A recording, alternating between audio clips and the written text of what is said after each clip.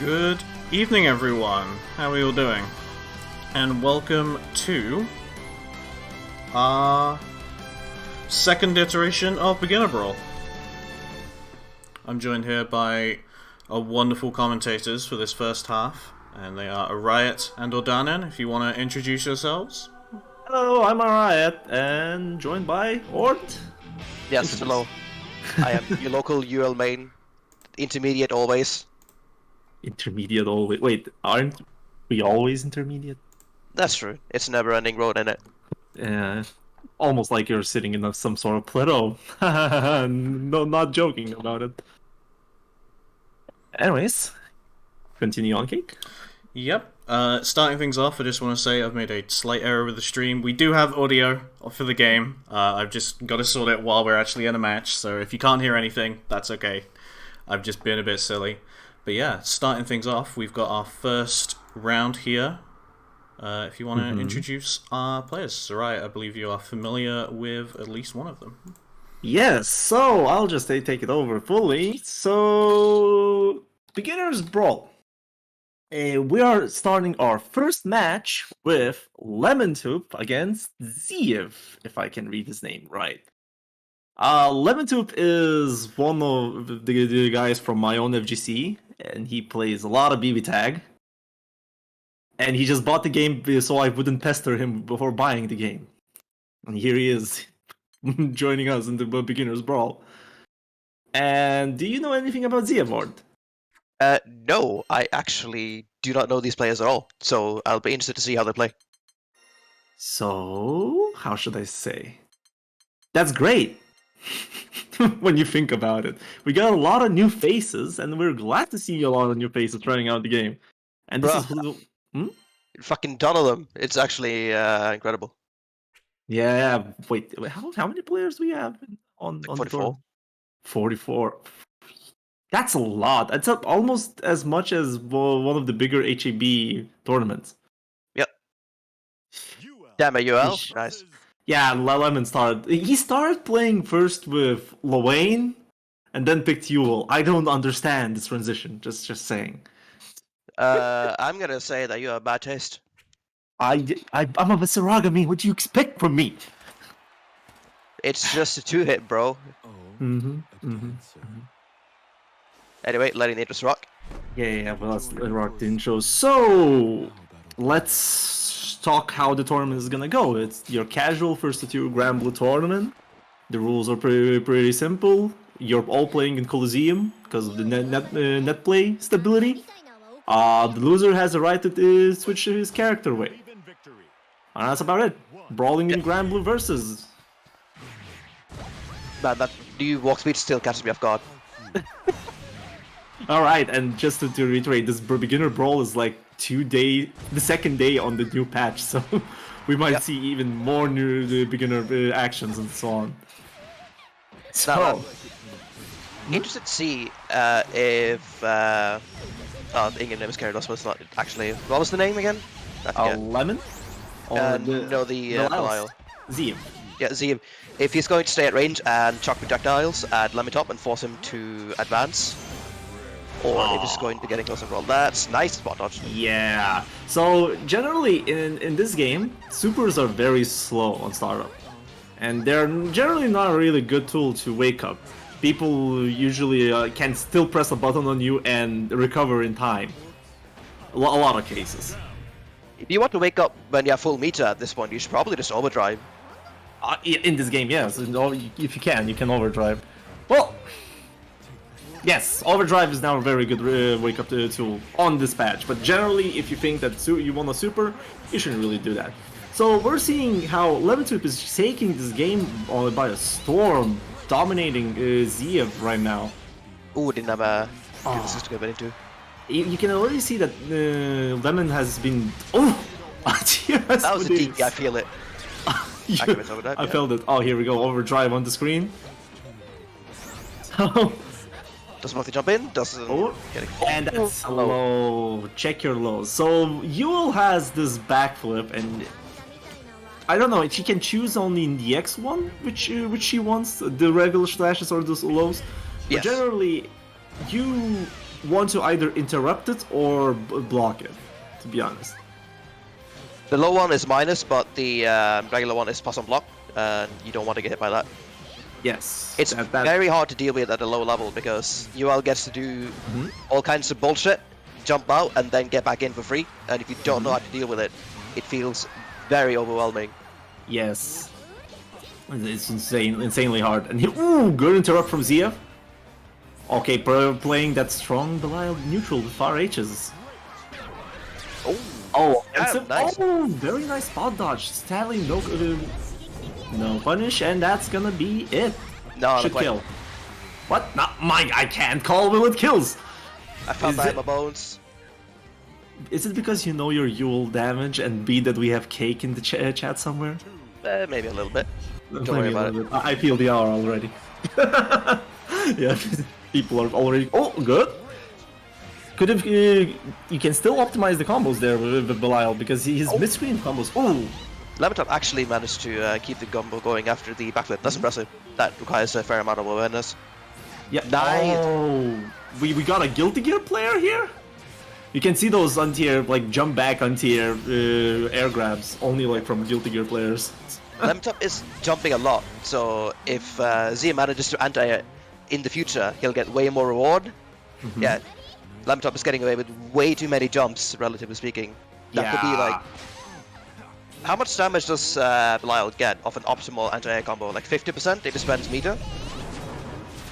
Yeah, somewhere around that. And that's going to be second match for Lemon.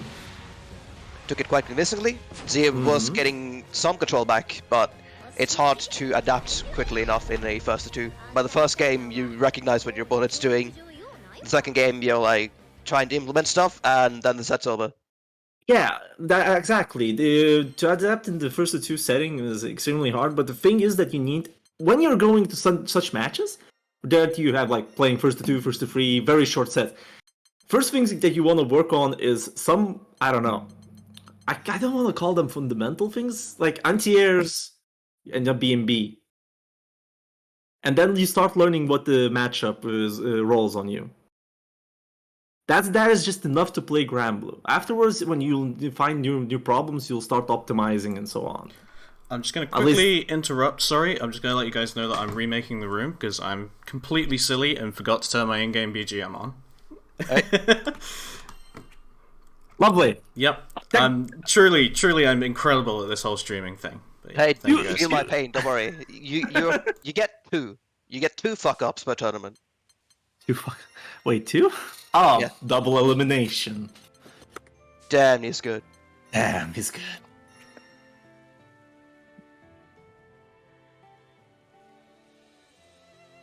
We're waiting for the room, so wanna reply to the last idea I said? I lost my train of thought, so you'll have to repeat that.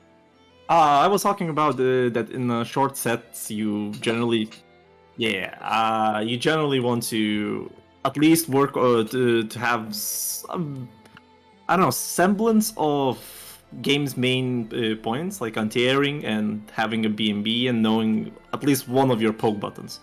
Yes. From my experience, I'm learning this, so I'm not really like good at implementing it yet. Mm-hmm. But ideally, you want a solid game plan that works and is easily malleable, and you're able to recognize what your opponent's doing very quickly and understand what their thought process is and adapt very quickly to that. Yeah, if you see them mashing a lot, for instance, you just keep frame trapping them and so on. Just slight adjustments that can go a long way in such a short set. Yeah, that's true. Because when you have at least a game plan, you can reap the rewards even if you don't know the matchup up completely. Because your opponent, if you're playing against a similar skill level, at beginner level, the opponent will not know what you're doing as well to a certain degree. This is kind of, I don't know, you can call it in a sense scrubby, but that's how, if your goal is to win in a tournament setting like this, that's the way to go.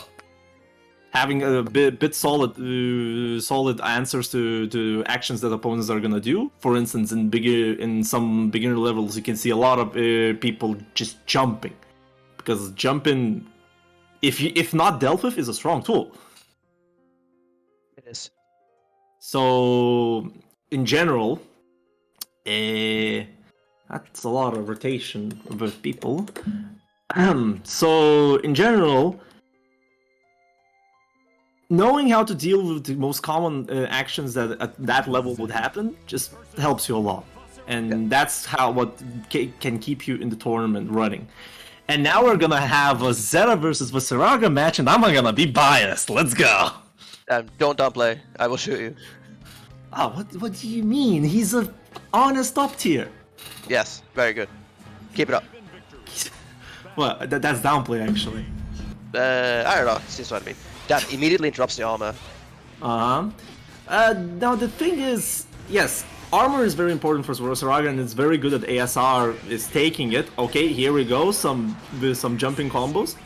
Ooh, very nice jump out from the Iox. That's how. Masiox, I think. Masiox? Let's go with Oh, Masiox. armor gets stuck. It was not Armors that got stopped, it was more that Masiox was following up the parry too quickly. Yeah. Ooh. Gamma spit with the armor doesn't pay off. Here we go, Armor. Damn. Alright. We got overdrives here, cool. So, overdrive, for those that don't know, is a mechanic that they've added like yesterday. Oh, the opponent knows as well, and it just got split by the walk. It generally is like a burst from other Arceus games, if to be very complete, honest, and it's like veil off from Under Night. So generally what it does is it gives you more damage, it makes you not get any chip damage, it makes your normal chips, it's like a grocery shop list of things that that whole thing shebang does. And I think in this level it's very good to pop it off every round, if you can. Yes. It also forces your opponent to pop their own, or just have to deal with your thing. Not taking chip damage is actually a very big deal. Mm-hmm. Now, Masiox has been good at stopping armor for a bit, but I think it's staying too far away and giving Soraka too much space. I don't know. Yes. What do you feel about that? Yes, you're absolutely right. The main power to Soraka is when he gets the space to get his armor running, where he can throw out walks from max range, where he can start doing fireball game. That's where he's most dangerous. He's a mid-range beast. And the thing is that at this range, this is Soraka's range. That's it. Yeah.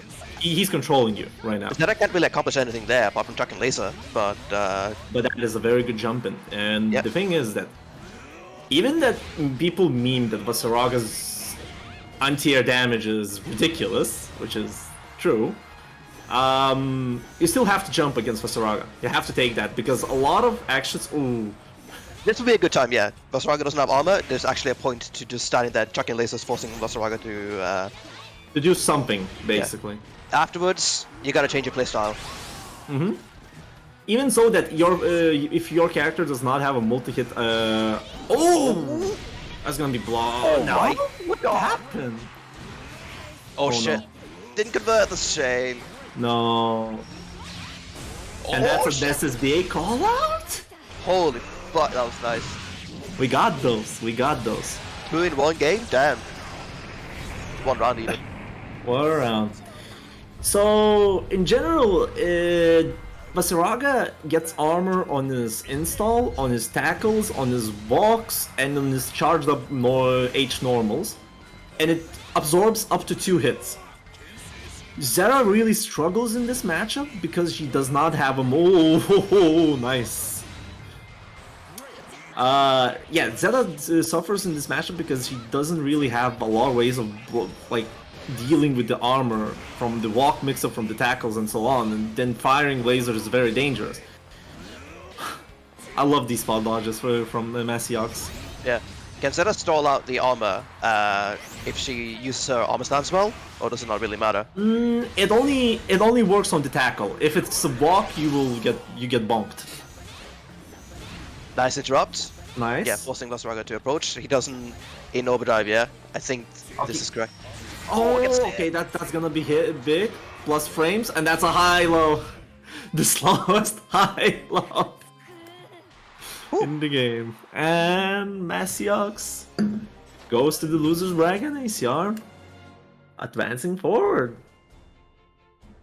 Alright, let's see how our tournament is going. We seem to be done with the first round, and we can start calling in round 2, peeps. Right? Yep. Alright. So yeah, generally, in a Zelda vs Soraka matchup, Zelda needs to use her armor not like that offensively, but needs to be reactive to the tackles. Because that is the strongest tool against Soraka of hers. All tackles lose to the parry. Huh. Yeah. That just didn't exactly match up we see a whole lot. Mm-hmm. Alright, next up is... It's Dark Snake. Or Okay, you actually pronounced it. Thank God. Darkic Snake? Damn, we're both getting mixed there. Darkic Snake? Dark Snake. I was about to say, I know I've heard Cake say it, but I don't wanna. You see, the thing is, it's like, you know, Nevler. You always read it as an I because it's a small L there. Alright, let's not get mixed up with names, and let's talk about the upcoming match. So we're gonna have, let me open up. Yeah, Bubs. So we're gonna have Dark Snake with Miguel Lush. Lush? Yeah, Miguel Lush. Damn, the Miguel commentators Ouch. struggle. Yeah, the names are gonna be so struggle for us. It's gonna be this beginner brawl meme. So let's get into the match. It is Bubs. It is Bubs. So Darksnake is he joined up a lot of weeklies, if I remember right, like 2 or 3 of them in some tournaments. He's been doing pretty well, considering how new he is. Mm-hmm. He's doing pretty well, and you know, being a resident third Zoe in the whole Europe, I guess he can probably take some lessons from Zavid or even some. Who knows? While Miguel Ouch, if I read it right. Yep, skip the intro halfway. Ah, they're skipping it. Violence. Do you know anything about Miguel Ouch? No, absolutely nothing. Oh, immediate counter dragon. So he's a pretty new player, and that's great. Let's see some new player in action. Here we go. EX dive. We already see the Bubs player in his soul. Oh, last bit of dragon meter spent already. Nice anti Oh, combos. bombos? Okay, that was saucy. Very Ooh, nice. Ooh, gets out of the corner. Very good. Hate to see it. That's really bad for Bubs. Okay. Yeah, he's cornered. But Here we go. Darksnake still doesn't have any dragon meter. It's back just now. It's fine. Oh, okay. Darksnake could have 5U followed up that dive, but I guess because it's EX, it's hard to react to it. Oh, rush! Rush! We got those? That's the first rush of this tournament. Yeah. Let's go. So, this matchup is honestly very weird. It depends on how L Dragon interacts and wins the fireball fights, or don't. I think if Zoe just chucks it constantly, she wins. I got hit. Yeah, that was tricky. Oh, easy input doesn't kill. It doesn't kill. He was easy input. Yeah. The thing is, Just chuck dragons. Yeah, here we go. The thing is that when L Dragon clashes with the Fireflies, the L Dragon stays at the place where it leaves. So if Bubs tries to do another Flies, high chances that he can get hit by the pillar, which always sucks, to be honest. Yeah. No anti-airs from Dark Snake. Oh, Tries to yeah. If there's an auto combo, the L flies, or what is it? 214L? I don't remember the name for that. Oh, nice! Here we go. I was talking about that. Laser. That's shame. So there are very few supers in this game that have reduced damage from using the easy input. I know for sure that Zoe uses BA. By the way, that's an open up, and he drops it. Still Oh my god! Here we go. SSB. This will not kill. No, Hopefully. It's not even close. What are you talking about? Yeah, but I'm just reiterating. I have to do it. I have to repent for my last try. Yeah, fair enough. So here, this is the kind of annoying place for Bubs. He can try to teleport in for reading a fireball, but you know. Yeah, jumping in place and letting Docksnake get dragging me to back though, and oh, it's not gonna. He doesn't. That's gonna. Oh, you could have punished with the Docksnake, and that's gonna chip. Yeah. Woo. Here we go, Docksnake taking first match. Yeah, nice. I think Migaloo started jumping too much and gave up way too much pressure, letting Docksnake re-establish dragon pressure. Alright. And it cost him the game when it was at low health. Nice. Nice, yeah, we're seeing that Darksnake is doing very basic setups with Zoe and like doing effective and some good bombos there. Nice. Take pros. Again. Strong round so far. Last bit of dragging me to. Oh, dives over it. Fuck no. Yeah, this is what you were talking about like in previous. Oh no, punch on the that having a game plan helps a lot, and that's what Darksnake is doing. Here we go. You can see that he has a game plan with the set play, and only I'm missing that he's not charging the bar as much in neutral, because that helps a lot. And as you saw, the 5U follow-up negates the flies. So you're getting... Oh! That was converted. Migaloo last matches afterwards. Whew. Nice catch. I don't think that converted it. Nice block in the DP. Sets up the... Yeah, spends last meter rank meter. I agree, damn. I'm surprised Migaloo plus frames. Time there though. No Oki though. Dragon meter's gone, so it's possible. And, oh, the Street Fighter special hit light into throw. Darksnake winning 2-0. Showed himself pretty good at recognizing when to chuck dragons and when to stay back, so that was well played. Mm-hmm.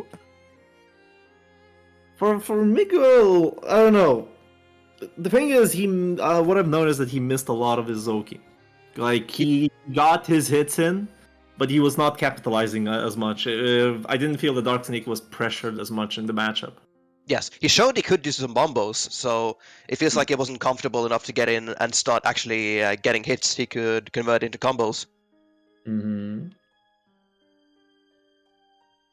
Alright, so on the next stop, we got Lemtube again doing dual posing against Mystical Fish Person. Oh no, imagine there finally being ULs. What a shame. It is a shame. There's not enough Astaragas. Tuna. Alright. But still, the tournament says Mystical Fish Person, and I'm gonna address it to him as that. Ha ha ha! I'm just going to say Tuna, and then we'll mix each other up. Alright, MFP is on the station right now. Does that help? Alright, it's gonna be... it is actually Luane, alright? It is Luane, alright. So, the funny thing about Luane now in the new patch is how OD works with his Iggy Super. I'm going to pull from Mirror's Wisdom and say I do not know what Luane does and I refuse to learn. I know what Luane does because I molded against him so many times, so I was forced to learn. No one plays him anyway, except for the times people do, and it's fucking awful. I hope I never see him in bracket. I'm gonna get my shit kicked in. Anyway. Fair enough. Anyways, we're gonna be seeing some Luane action here. You know, there was a Luane on the second place in Combo Breaker, so it was sick. So generally, Luane is a very weird combination between a zoner and and set play in general. He does a lot of set play, and he's known for his unblockable setups that you need to spot dodge very accurately. Yeah. Oh, nice bait on the DP, still no punish. That's a shame. So if both people are unfamiliar with each other's matchups, then I think this is going to come down to who gets the hits and who gets to keep the offense going, because neither's going to block each other's offense. I can tell you that Tuna has a big advantage in this. I'm gonna call it Tuna. So Tuna has a lot of advantage in this matchup because Okay, here's the kill. What I wanted to say that if Lemon is gonna be doing rush conversions and spending 50 bar and not keeping it for OD, it's free Iggy, and Iggy, as known in the beginner tournaments, is very strong. How can you play a Mario Party without knowing the Mario Party rules? Yeah. In general. Tuna doing a good job so far though. Got a life lead. Plus some block. Oh! Where was the plus some block? Oh, it doesn't convert again. That's a shame. No. Here we go. That's... Oh man, plus some... They're dropping their pressure a lot, in my opinion. Tournament nerves. One important thing to know is no matter how bad you feel you do in tournaments, I can guarantee you your opponent is feeling the exact same thing. Don't kill yourself over it. Yeah, it's the funny part in the tournaments. If you're an unknown person and you're scared like playing in a tournament, and by the way, Iggy time. Oh, hit the bar. Oh no. Yeah, this is unblockable. Yikes. Tuna takes the first match. The thing is that you're scared of your opponent, but at the same time, if opponent doesn't know who you are, he's scared as well, as much as you are. Yep. So use it to your advantage. And just any general mistakes you make, don't get tilted over a drop combo or whatever. Your opponent will be doing the exact same thing. Yeah, that's the funny part. You can basically, my advice for the tournaments would be do not mold until the set is over, at all. Also, acknowledge what happens, and then look at the replay later on. That helps a lot to deal with the tournament nerves. Anyways, let's talk. I interrupted you, by the way. Yes, I was going to say some UL-specific advice for Lemon Tip is don't use the medium version of the backflip. It's really bad. The heavy version into the low follow-up is safe, and it is way better to do. Oh, almost gets through the Mario Party. Ooh, that was the last hit, I think. Yeah. Grass that rush, alright. One more thing. If you're meeting Lane, meet it with the light button, because if he parries, you can mash spot dodge and you're still plus. Yeah, still hard to react to it. You gotta be aware of it and then know when Lane is likely to parry.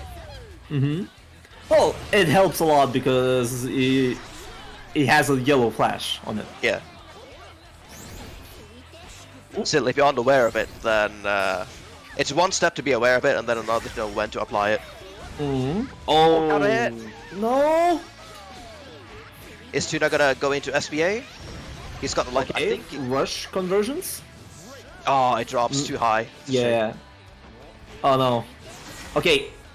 Iggy's on the screen, and here we go. Now he needs a lot of skill to get through this without chip. This is basically checkmate. You can just This is rock checkmate, over and over. yeah.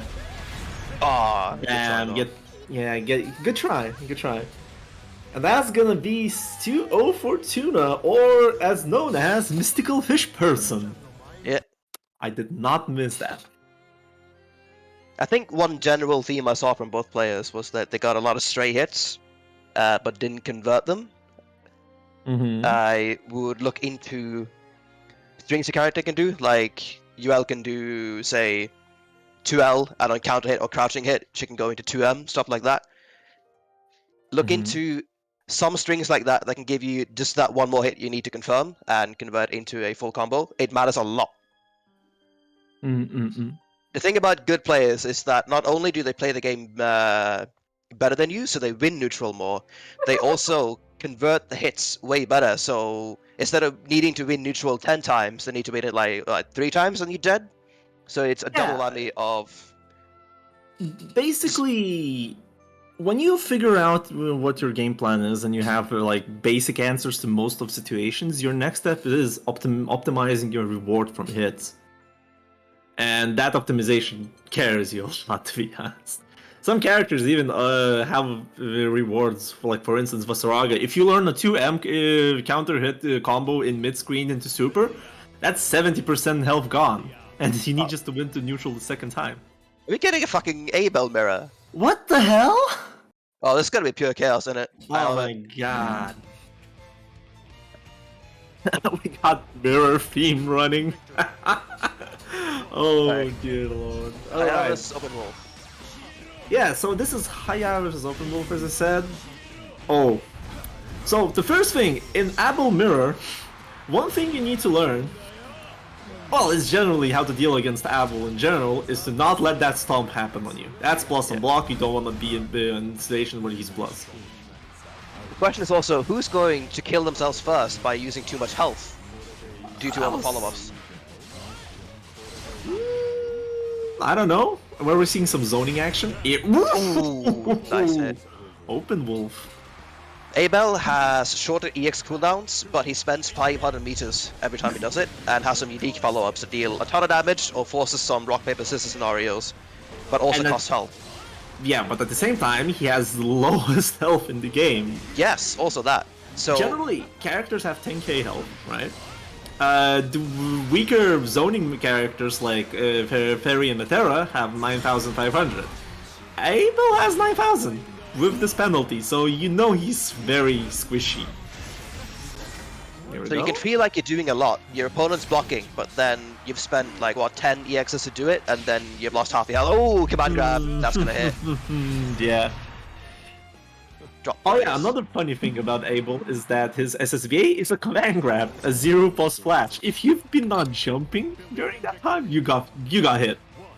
It also has a projectile follow-up if the command grab part misses for some godforsaken reason. It's crazy. Like these supers are crazy, but at the same time, Abel is not particularly strong. Just due to how inconsistent he can be with the health and spending his health on the combos. Yeah, But he's both weird to use for beginners, but also very good. If you don't know what Abel does, he can run over you and be oh nice job. Very nice. That should be death if he Yes, very nice from Open Wolf. He felt it, he knew it. Yeah.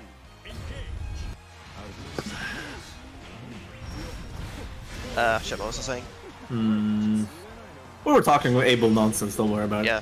You Abel, you were saying that it's very good for beginners because if you don't know what Abel does, you will get run down.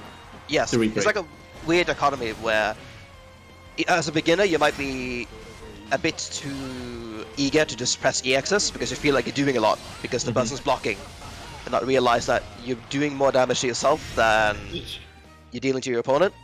But also, if you play Abel well enough, you need to know how to deal with him or he gets to do a lot of nonsense.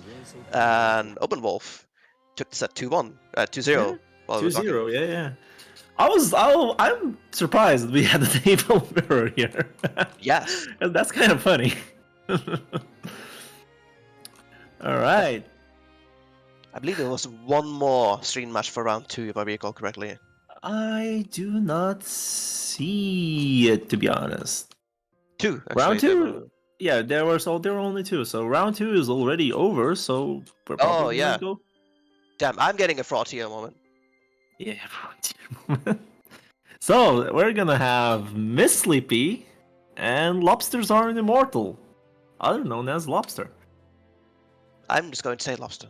Yeah, let's just call him. We got tuna, we got lobster, we had all this seafood palette here. You know, I actually don't like seafood. Wow, too bad you're seeing on the screen now. True. Anyways, Alright, let's do now it. we're going to get the English dub Luane versus. Wait. I would imagine. Hold. Yep. Did you just say English double away? The Lord of Flames. Yes. Not Percival, Lorraine. Sorry. Percival, not Luane. Percival. Okay, because Lorraine's kind of more curves than Percival, but... Yeah. Wait, Luane's cursed? What are you on about? He's first. Look, I'm not gonna hide my bias against Lorraine. I don't like fighting him. Yeah. Anyway, I meant Percival. Alright, it's gonna be Percival. Anyways. Lobster is here. Where's... Where's Miss Sleepy?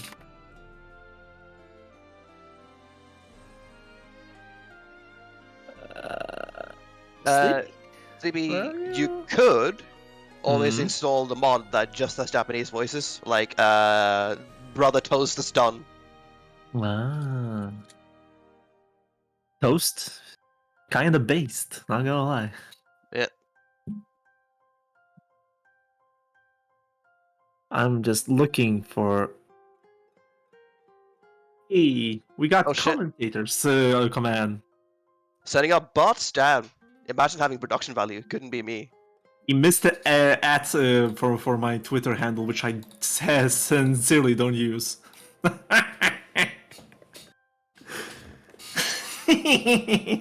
That's still like 5 parallel universes ahead of me. Don't worry about it. Ah. Anyway, there we go. Anyways, we got our match. Mortal Lobster versus the Miss Sleepy. So wait, I don't. Miss Sleepy plays CAG, right? Yes, CAG. This should be CAG possible. I will be shocked if it isn't. Oh, damn! Oh, Wow. okay, you're free to be shocked. I did actually see Lob saying that he was playing very little. Lobster is writing in the chat site. It's not Percy. Damn you! God damn, we got mixed.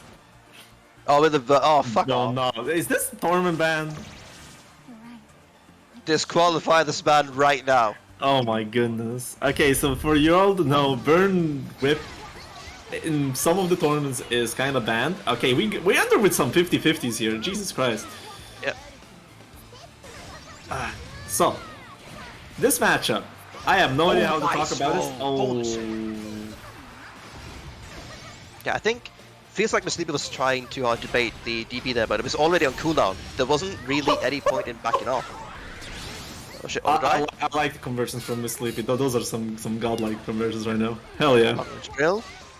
Nice. And Nice. Oh, opens up high. Oh, I he's still think you on could have done skill. super kill there. Oh no, it gets punished for it. Yeah, it has insane with recovery. And it's counter hit state. For whatever reason, so, you know. Yeah, I played against Seiji last night, and I tried to pop OD full screen. He just ran up and far heavied me to death.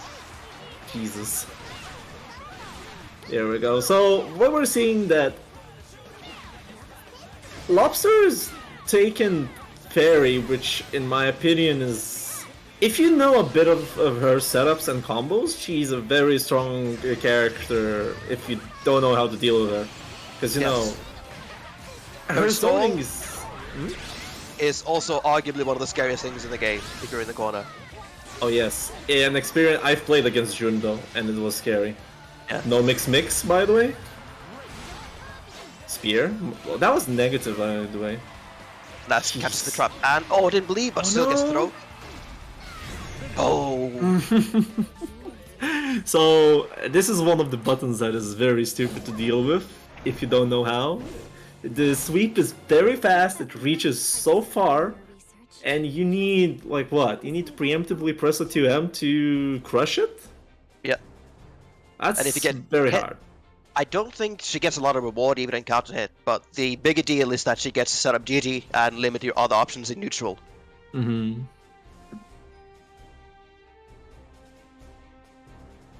Potential loading screen bug?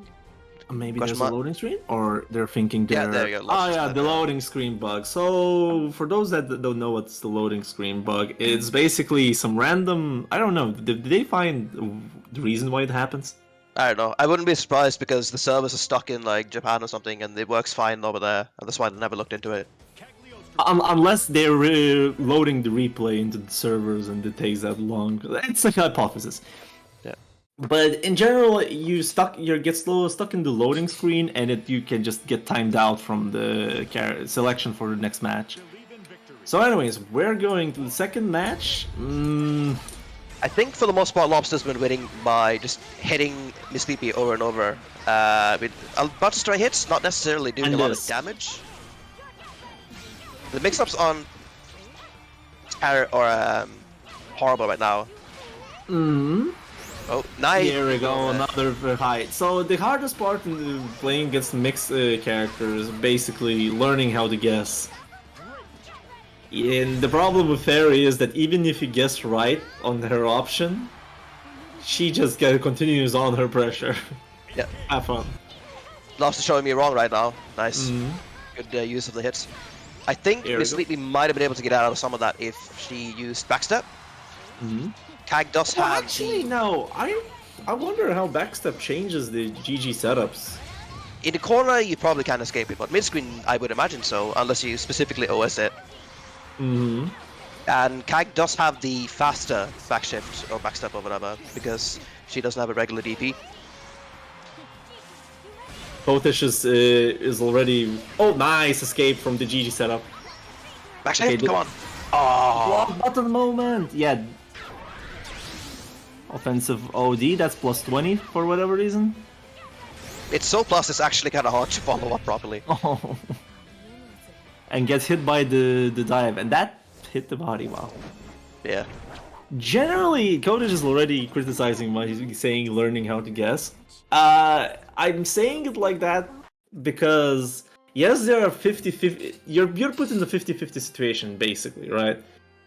But there are still biases in your opponent's mix, and you can, in longer sets, you can notice for which mix the opponent is going more, right? Opening up high, going for cross up, etc., etc., right? And then in such mixes where it's like two choices, there will always be autopilot. Your goal is to guess first, like the first 2 times, and always remember what were the options.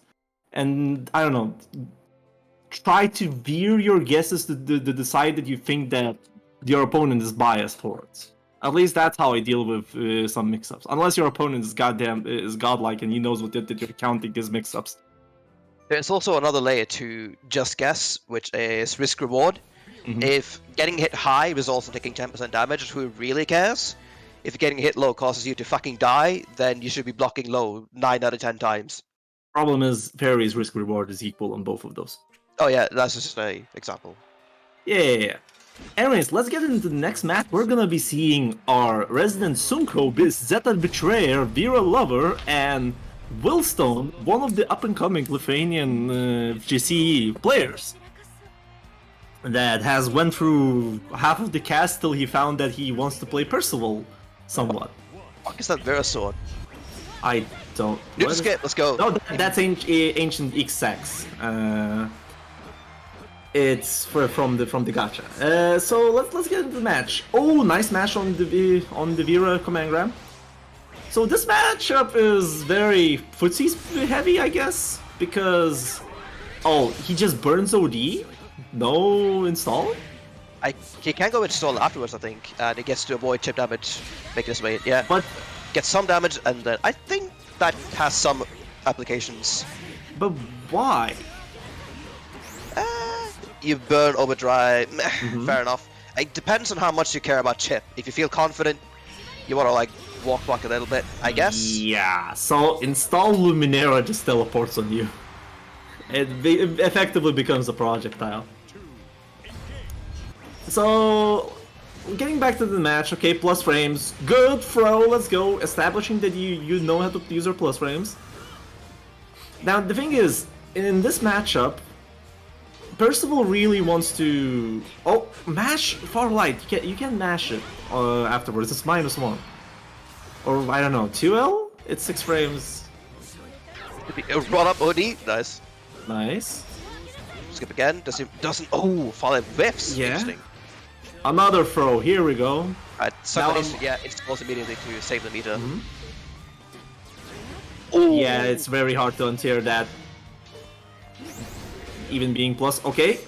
Nice tech. Okay, a third throw. Whoa. MDP, my beloved. I love the OD back.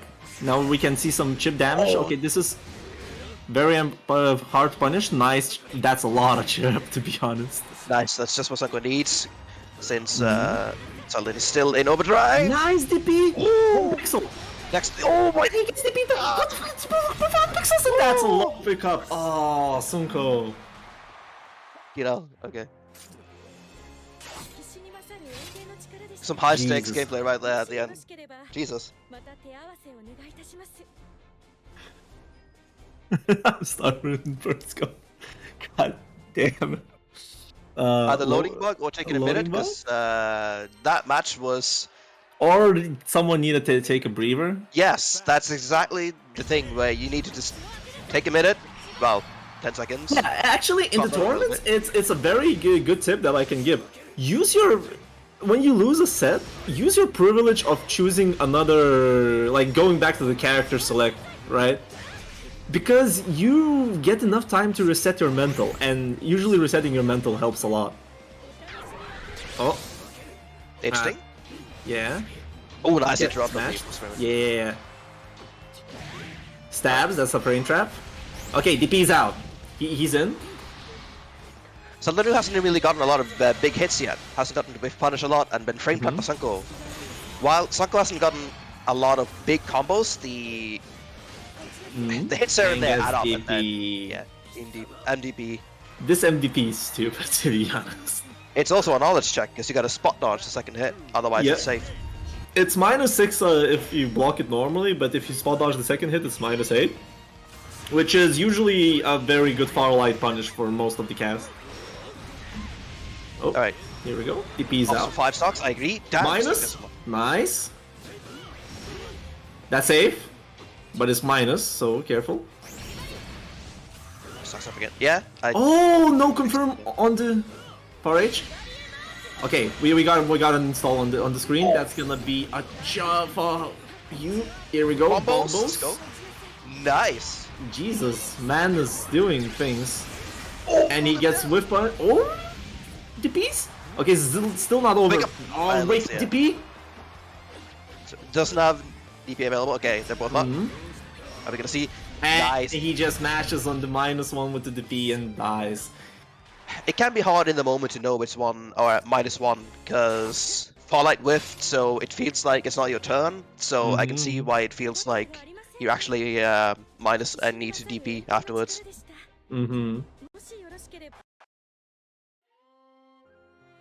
But yeah, generally, Sunko's been doing a lot of Vera training lately, so it shows from these combos and so on. While Willstone, it just...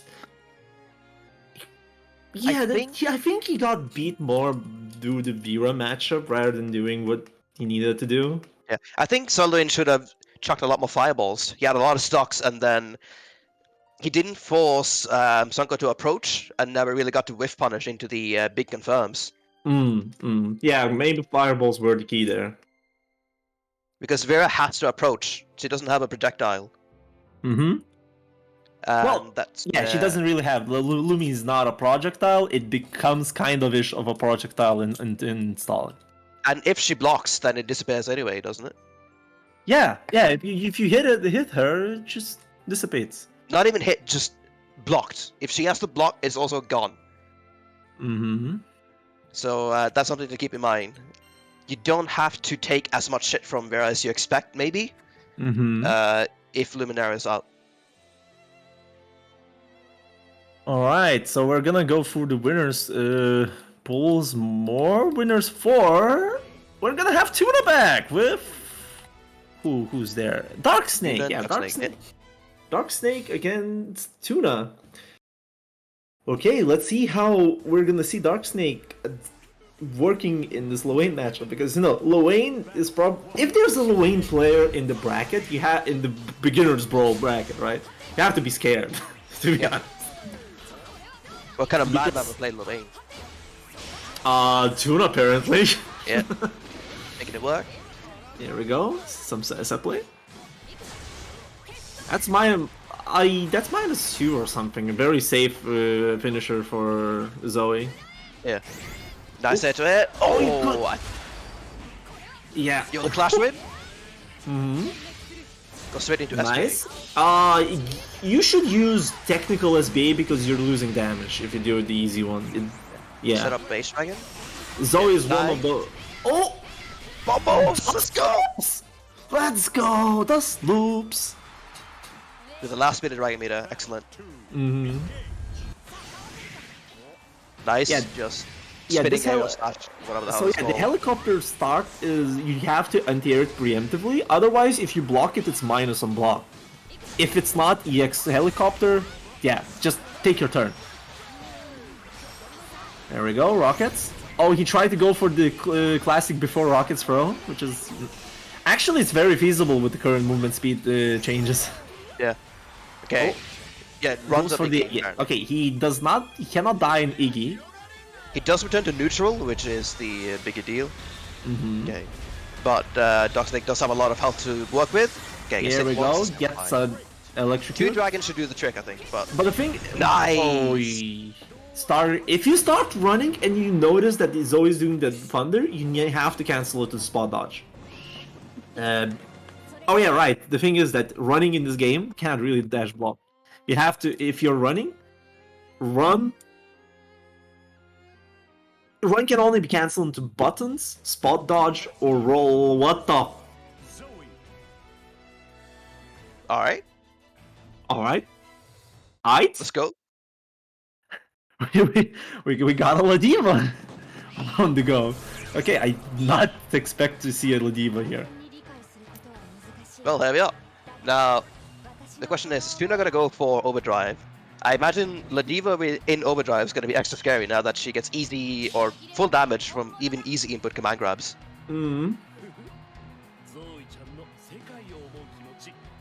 I'm trying to gather how this matchup gonna work now, because Zoe has the power to like space out any grapplers with her very good button. Here we go. Oh, starts Full run, bar. full dragon needed. Yeah, that's not what you rough. want.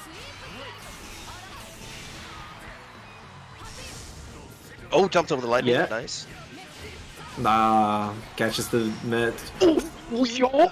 Yo! Hold up. Yo! Okay. My man, grab it.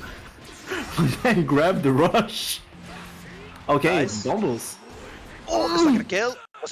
It was, I think, check input. I don't know By if the it was the tech input, but it my did man the jump. Tuna has that Ladiva. Alright, I was wondering what was going on, but apparently Tuna was Nice. going. There you go. Right, Oh, that's here we go, air This is grab. a dragon. Interesting.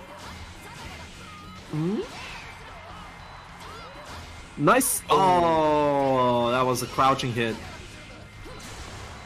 I can feel the grappler in Tuna's veins. Oh, all right. Good conversion. Consistent combos.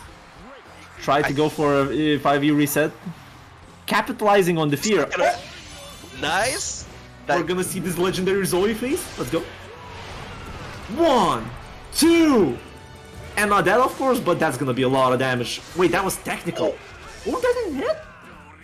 Punish. Here we go, and Tuna taking it back. All right.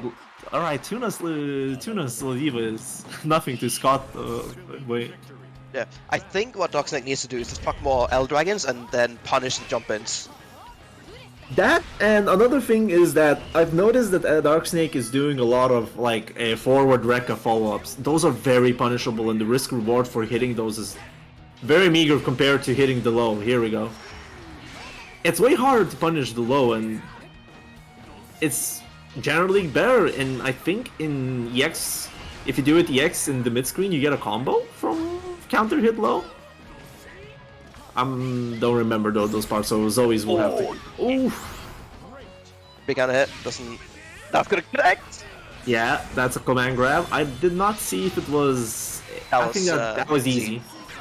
Oh, overdrive. Yeah, lightning, let's go! Lightning. Try to. I'm surprised it lift. Oh my god. Oh, that must have been a mistake, but there's no way Doxnick won on that. Yeah, probably wanted to reversal super there. Nice, beats out the lariat. That's a great first start.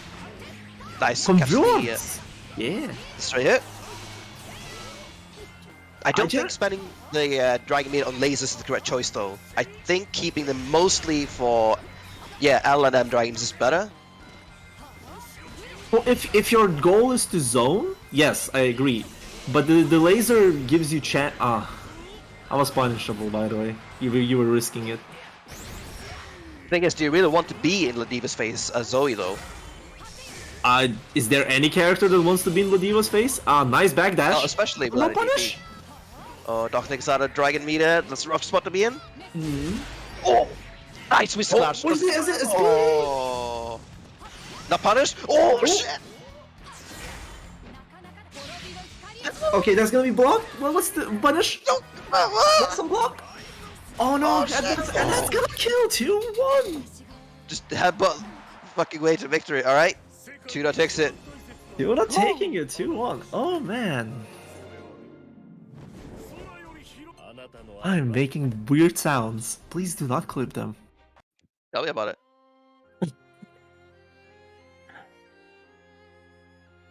Was a reverse sweep. No, going from knowledge checking with Lorraine to actually playing grappler games with Diva. Jesus. It worked out, so that was an excellent decision.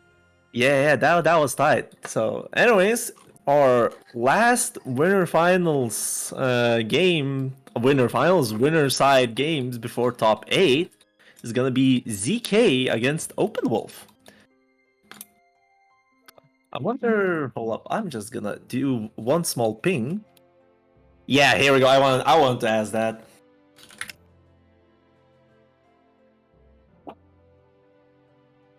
So. Is Open Wolf gonna stick with Abel, and it will be Jita versus Abel then, I believe. Jita against Abel. Charge Fireball is tight. MTB probably stops a lot of Abel's bullshit as well.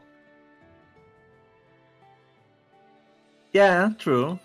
By the way, I just got a very flash info that in losers bracket, both Lithuanian and the GC players have met each other. Damn. With a team kill. Can't escape from crossing fate. Can't escape from crossing fate, Jesus. Alright, let's get back to the game. So, as you said, yeah, it's gonna be Jita against Abel. And I don't know, Jita is like Grand Light, just instead of doing a lot more damage. Wait, why am I talking? Jita doesn't do a lot of damage, but she just corner cares you from New Zealand. My brother in Christ, are you saying Jita doesn't do a lot of damage? My brother in Christ, yes, I believe so, compared to some of the counter hit converts that other characters can do. I guess it depends. The thing Jita does have is consistency though. A lot of Yes. corner carry, and then when you're in the corner, 50% is gone, and that sucks for Abel. Yes, I agree. The idea that she does a lot of damage is generally do corner combos, right? But when your character is able to do corner combos from everywhere from the screen, Did you see the fucking tech clip of Jita literally going corner to corner, with Rush, yeah. Yes. There we go. Wow, micro dash conversions as well. ZK on the roll. Molotrov's gonna do it. Oh, nice. Here we go. Confirms. And a quick round to ZK. I don't know, does Open Wolf play any other characters? No, sticks with it, alright. Saki got onto my Saki got onto my tech. Yes. If it's not that, you're not doing a lot of damage. Front on the flight. There we go. So generally, what we're seeing right now is that the last match, Open Wolf wasn't really doing a lot in the match. ZK was controlling it, but now we're seeing some turnabout. Yeah, he's being quite patient with the EXs as well, saving his health properly. Nice laser. Oh, what's the Oki? That's gonna kill. Wow, Open Wolf turning the tables. Yeah.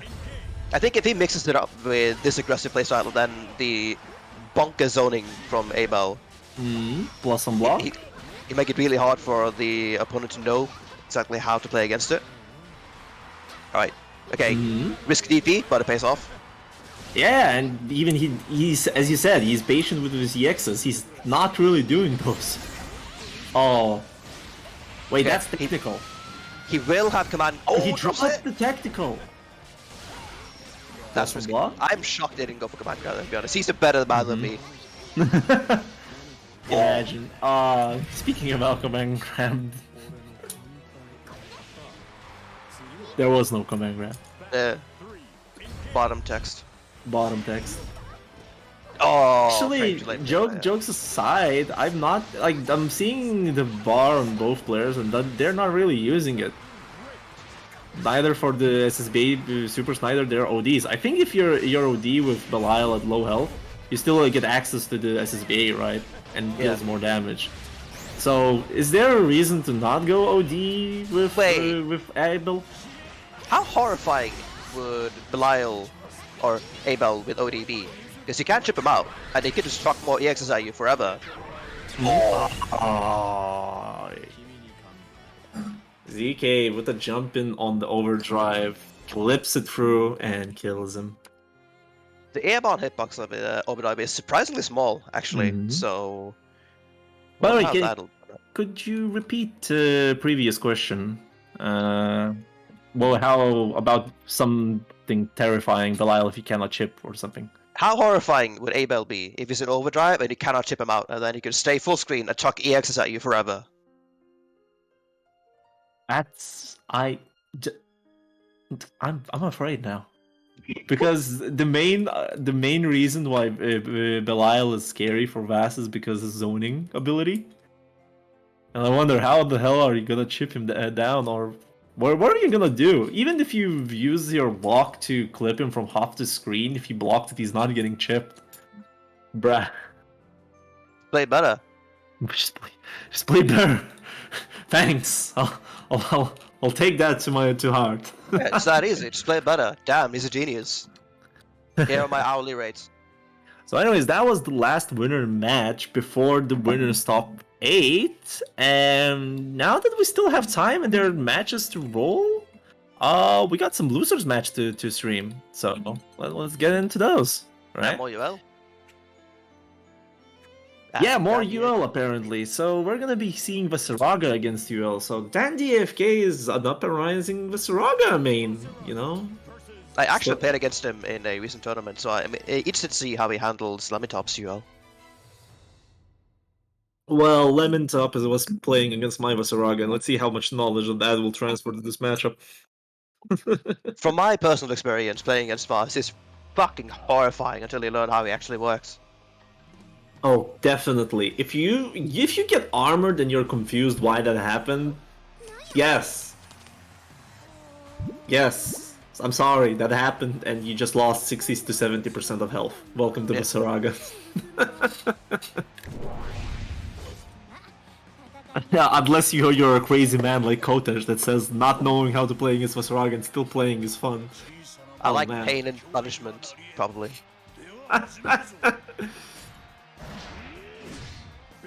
So, let's see how these two players gonna roll about.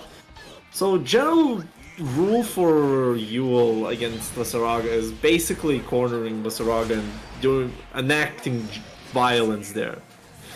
Even so, if now Dandy does not have any armor and Lemon has free real estate to pressure him. Yeah. Ooh, nice conversion.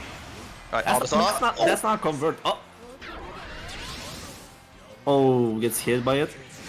Oh, Lexa, that was sad. Please, doesn't. Interesting. Okay, yeah, I guess it. No, just leave it. Oh, no. Gets sweep twice. Alright, Dandy. I can see that Dandy is not used to one fact in this game. Every character in this game, I don't know if there's a jump arc that's universal to some characters, but they are very different. Right? Yeah. So if you're used to anti-airing one, PhD. Oh no, you have to 2U there. You were at the right height. Generally, different arcs make it very difficult to anti-air, and when you learn like the anti-airing, for instance, Gran, and then it comes Charlotta, which jump arc is insanely fast. Yep. Good luck. You have to be very, very ready for it. Rushes don't go through fireballs.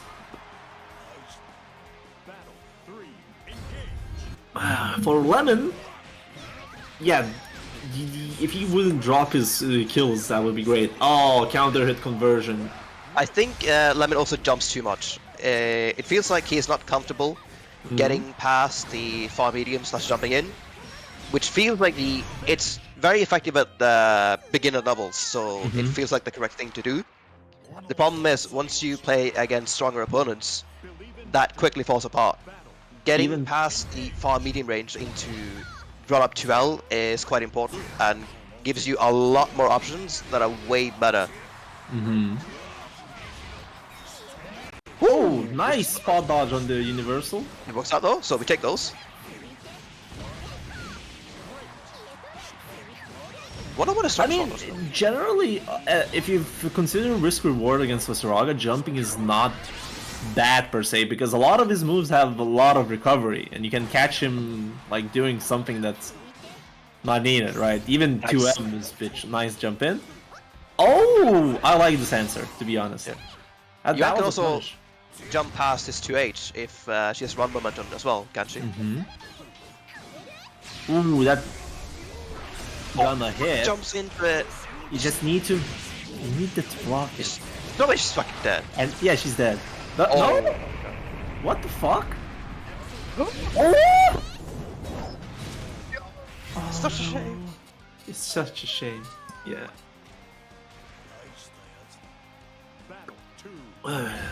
Bruh. What? Alright, here we go. This is gonna be big. He goes for the 2M a lot. I kind of recommend using 2M because it makes it more consistent. Just it's way slower, of course. Well. Alright. Plus frames. That's what you want to do against. Another thing that I've noticed that Lemon is kind of going. This is the thing I really like to say. He's going all strike, no throw. Yeah, that's true. Because right now, Dandy, you're saying he's playing patient. The thing is, you're not really giving him reasons to not to play differently, you know. I think Dandy's playing. Dead. Yeah, that's true. Is mashing just enough that Lemon Top feels like he doesn't need to throw. But if he's threw in some more throws there, he could influence what Dandy will be doing more.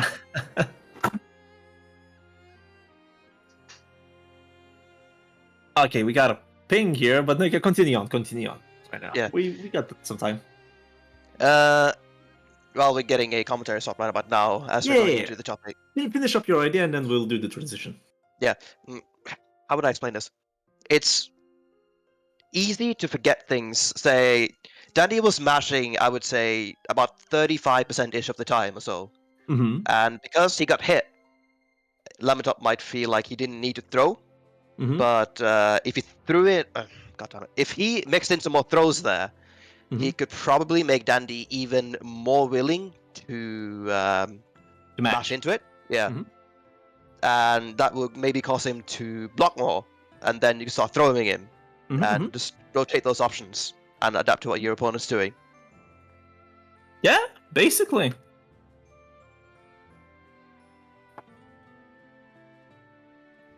And with that rant, we are now going to get a commentator swap. Yeah, the commentator swap. So we're gonna be having our host of the tournament, Cake, joined by Saki, the resident potato player. Hello. Hello.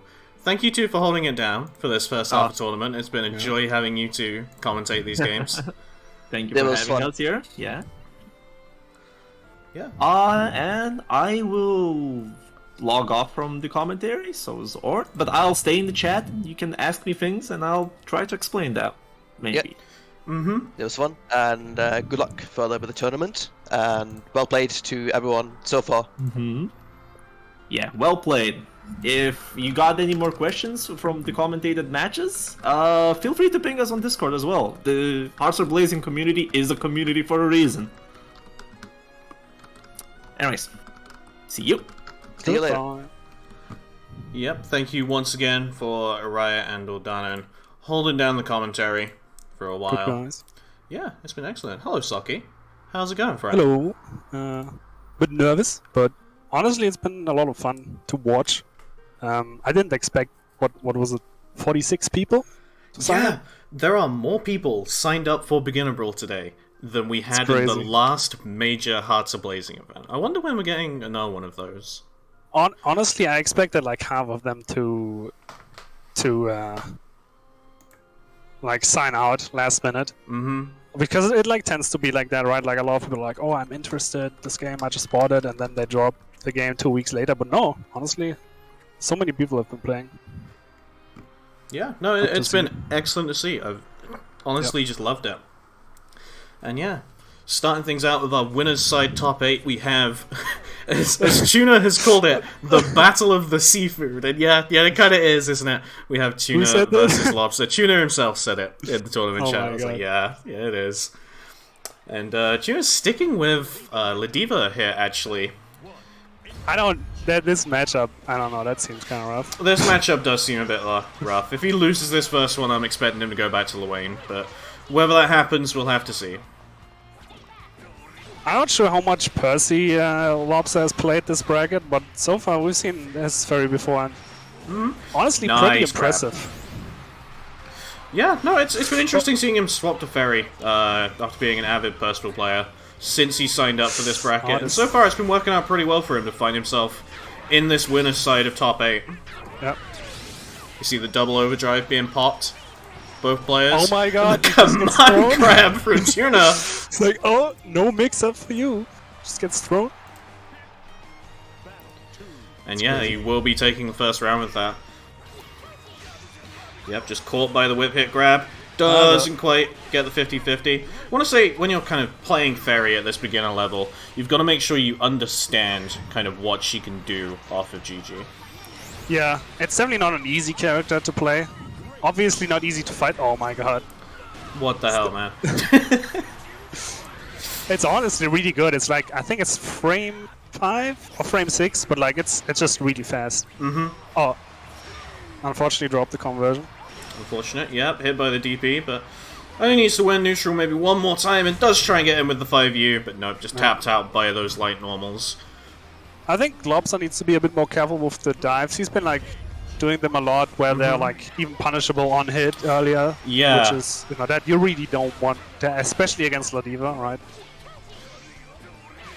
Yeah, for certain.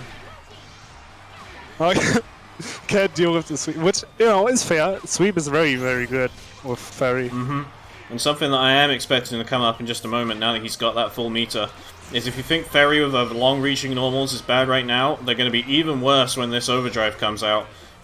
And there it is. I've been wondering how good Ferry with overdrive is, and because like it's not like you will hit her out of it when she's full screen. It's very scary. She can activate it at positions where, you know, she can kind of just get away with it. I'm guessing Tuna is gonna switch characters. Yep, I'm The looks of expecting the Luane. I So- wouldn't want to go into this matchup either. Do you know how much Tuna's played the game? Oh, it's Soros? What the hell? Sorry, okay. Yo, where's Rio? He asked earlier, is there any Soros gamers? There's a little bit of Sora's gaming going on. But no, Tuna is actually a friend of mine, and he's been playing this game for kind of on and off for a little bit, but has never really taken it too seriously. Man signed up today expecting to go 0-2, and so far, he's been doing pretty well. Yeah. I mean, top 8 is nothing to scoff at. And like in winner's set too. Had to win like, what, 3 or what, even 4 games? Mm-hmm. That's more than I win in a tourney. Yep. Nice of Tuna to block high on the GG setup that time, Yeah. knowing that that's caught him the past few times. It's good to see those adaptations. Chance pushed back out. Important thing about Sora's in this new patch is... Oh, wow. Oh, he goes to the overdrive. I was about to say he could be spending that meter actually for backshift. Give him just a little bit of space, give him a reversal, but... I'm glad he punished the overdrive. It's like, it's... Especially if you're like new and, you know, the mechanics are new themselves. We don't really like see a lot of like punishes on overdrive a lot, but there's, you know, recovery to it. And, you know, if you're Fairy and have these buttons, you can definitely punish it. gets knocked back down. Yep. Nice tune to press there again. Again, these dives from lobsters have been very, very punishable. And there we go. Oh, Good the use of the back shift. Obviously, back shift against Ferry. You've still got to get in through her normals and then deal with her Oki. Yep. But back shift is still a good option. But yeah, this is looking like the end of Tuna's winner's side. But no, the clash! The clash with the 5U follow-up. But no, does just get tapped out by that far normal. Yeah, it's and rough. lobsters. And he didn't even spend a super or OD or anything. But, well, clean 2-0. Very What more clean. can you say? Yeah, looked like he had kind of full control of that. Yep. So, if you're new here, if you're watching this as your first tournament, Tuna is not out of this, he's just been sent down to the loser's side. But Lobsters will continue on in the winner's side of bracket, where he's now found himself a seat in winner's final. So he'll be playing the winner of our next set, which is ZK or Sparklejoy.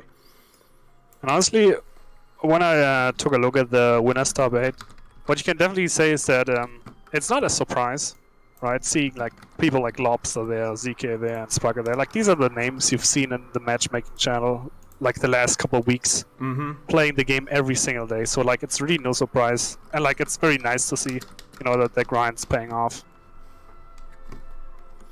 It is, yeah. It does really show that if you want to put in that effort to, you know, kind of improve in this game, there are definitely these resources out there, and the matchmaking channel is definitely a very good place to start that. Of course, if you're watching this, you're in Europe, you're interested in Grand Blue, or maybe you don't quite know where to find the competitive scene, join the Hearts Are Blazing Discord, and you'll be able to get up to speed with everything you need. Yeah, I'm trying not to be too biased, but Yep, Socky, you do play Charlotta. So, I guess to go. start things off, how would you approach this matchup against Jita, who is, you know, known for being a very oppressive character? it's very, you have to be very patient. I mean, depending on if she can anti-air you or not, which is like half of the matchups, right? But especially somebody who like gets a lot off of their like neutral wins if, you know, you convert. Counter hit overhead, no conversion off of it, unfortunately, but doing a good job of just keeping Sparkly in the corner. Should kill. It does go for if he the doesn't trumpet. drop. Don't drop it. I believe in you. Everybody's watching. Oh, but he drops, no! but, you know, it's an intentional drop as long as it hits afterwards. Yeah, always just mash a button. Or like, or just block, like in case they drop it. Good demon flip, but... Oh, there's Wow, the parry. really good, and yeah. Good block on the DP as well. Really good patient. Yep. Dropped the follow-up. Oh, tried to 5U again, but got the sweep. That happens to me as well. Unfortunately gets hit doesn't tick. punish the whiff grab, but so far just the extra patience from Sparklejoy has allowed her to actually just kind of win a little bit more in this round, but right now she's finding herself in the corner. Throws ZK into it though, and decides to pop overdrive. Oh, That's where? and yeah. Now honestly, Spike can chill a bit. Oh, yeah, that's... Yeah, you do have to be careful, obviously. You get hit 3 times in that overdrive and it's completely gone. The overdrive now coming out from ZK. Now no more chip. Very nice. Honestly, these M balls I really can't recommend, especially against Jita, because she can just punish them on block, right? And like she, you know, she gets a corner combo mid screen, so you don't want to do it too much. But I like the patience. I spent ball now. That's a bit more chill for Jita. She can go in more. These jumps, like especially the close-up ones, have been working a lot, so I can't blame him for doing that. Oh.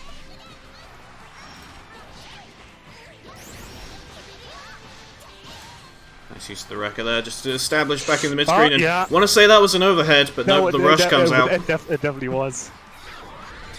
Overdrive is going to beat the actual overhead this time, though. And now you've got to be careful, because when you're in overdrive, those normals actually start to apply chip damage. Very nice. Again, just the extra chip from the normals is helping. Sparkle's got a bit of a lead here. Yeah, honestly, you need... Oh, yeah, that was Very nice. Good anti. yeah. That almost didn't reach, but like it it still hit. It has like that like behind hitbox kind of. But yeah, really good first game. Back and forth. Yeah, definitely very back and forth, especially after losing that first round. It's nice for Sparkle to kind of get herself back into the game. I think there was a technical input DP. They're the jump heavy. When like you don't charge it long enough, then sometimes the jump comes out. Oh, gets a hit. Ooh, decides to Didn't reset convert. with a demon flip, but oh, I was about to say it does keep them in the corner, but no, the accidental whiff flash kick can result in a lot of damage coming Sparkle's way. If you want to keep somebody in the corner and like, oh, that was a really good spot dodge. That was an excellent spot dodge, yeah. It is going to result in the kill here as long as it doesn't drop it. Oh, No, no, not quite! I Or think- will it kill Curse striking again? Oh, that will kill. Oh, wait, that doesn't shit. Right, I forgot. Uh-oh. Now it's scary. It She is. can't get chipped, so it's like, if you don't get a clean hit. Oh, okay. Oh, it does There just you go, run there into you the go. fireball though, yeah. But yeah, what I tried to say is like when you're very close to your opponent in the corner, it's very hard to stop the jump out with like something like a DP because they will usually be up like behind you or already before the DP comes out. Okay, that was really good. Yeah, the parry does Well, end have up to keep putting that in Sparkle mind. in the corner. But tries Yeah. to work things back out in the mid screen. Just gotta hold that Rekka pressure from Jita. Rekka's definitely one of her strongest yeah, tools, that's- and this is why the extra wall bounce, she needs it, just gonna allow her to do a little bit more damage in the corner. Good tag. DP. We see overdrive from both players! Just overdriving each other. Very nice. Good tech on the throw. Of course, when overdrive is here, chip is not a factor, but Sparkle very quickly loses their overdrive, and the conversion in H Rekka here Yeah, there is we going go. to even up the scores. We find ourselves now 1-1. I definitely like the idea with the like spending your your overdrive sometimes, but might be not always the best idea.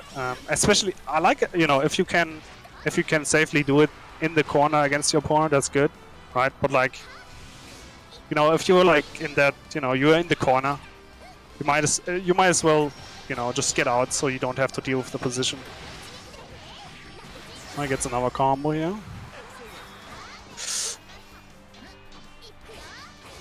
Yeah, just Honestly, hold in that despite- Rekka. Despite the fact that ZK has been going for throws, and like Sparkle has been going for throws, they're still not taking the overheads, which is honestly really good. Like you see, they're like taking the throws, but like they're not, they're not gonna get hit by the overhead, which is pretty good. Usually, people fall into their trap a lot.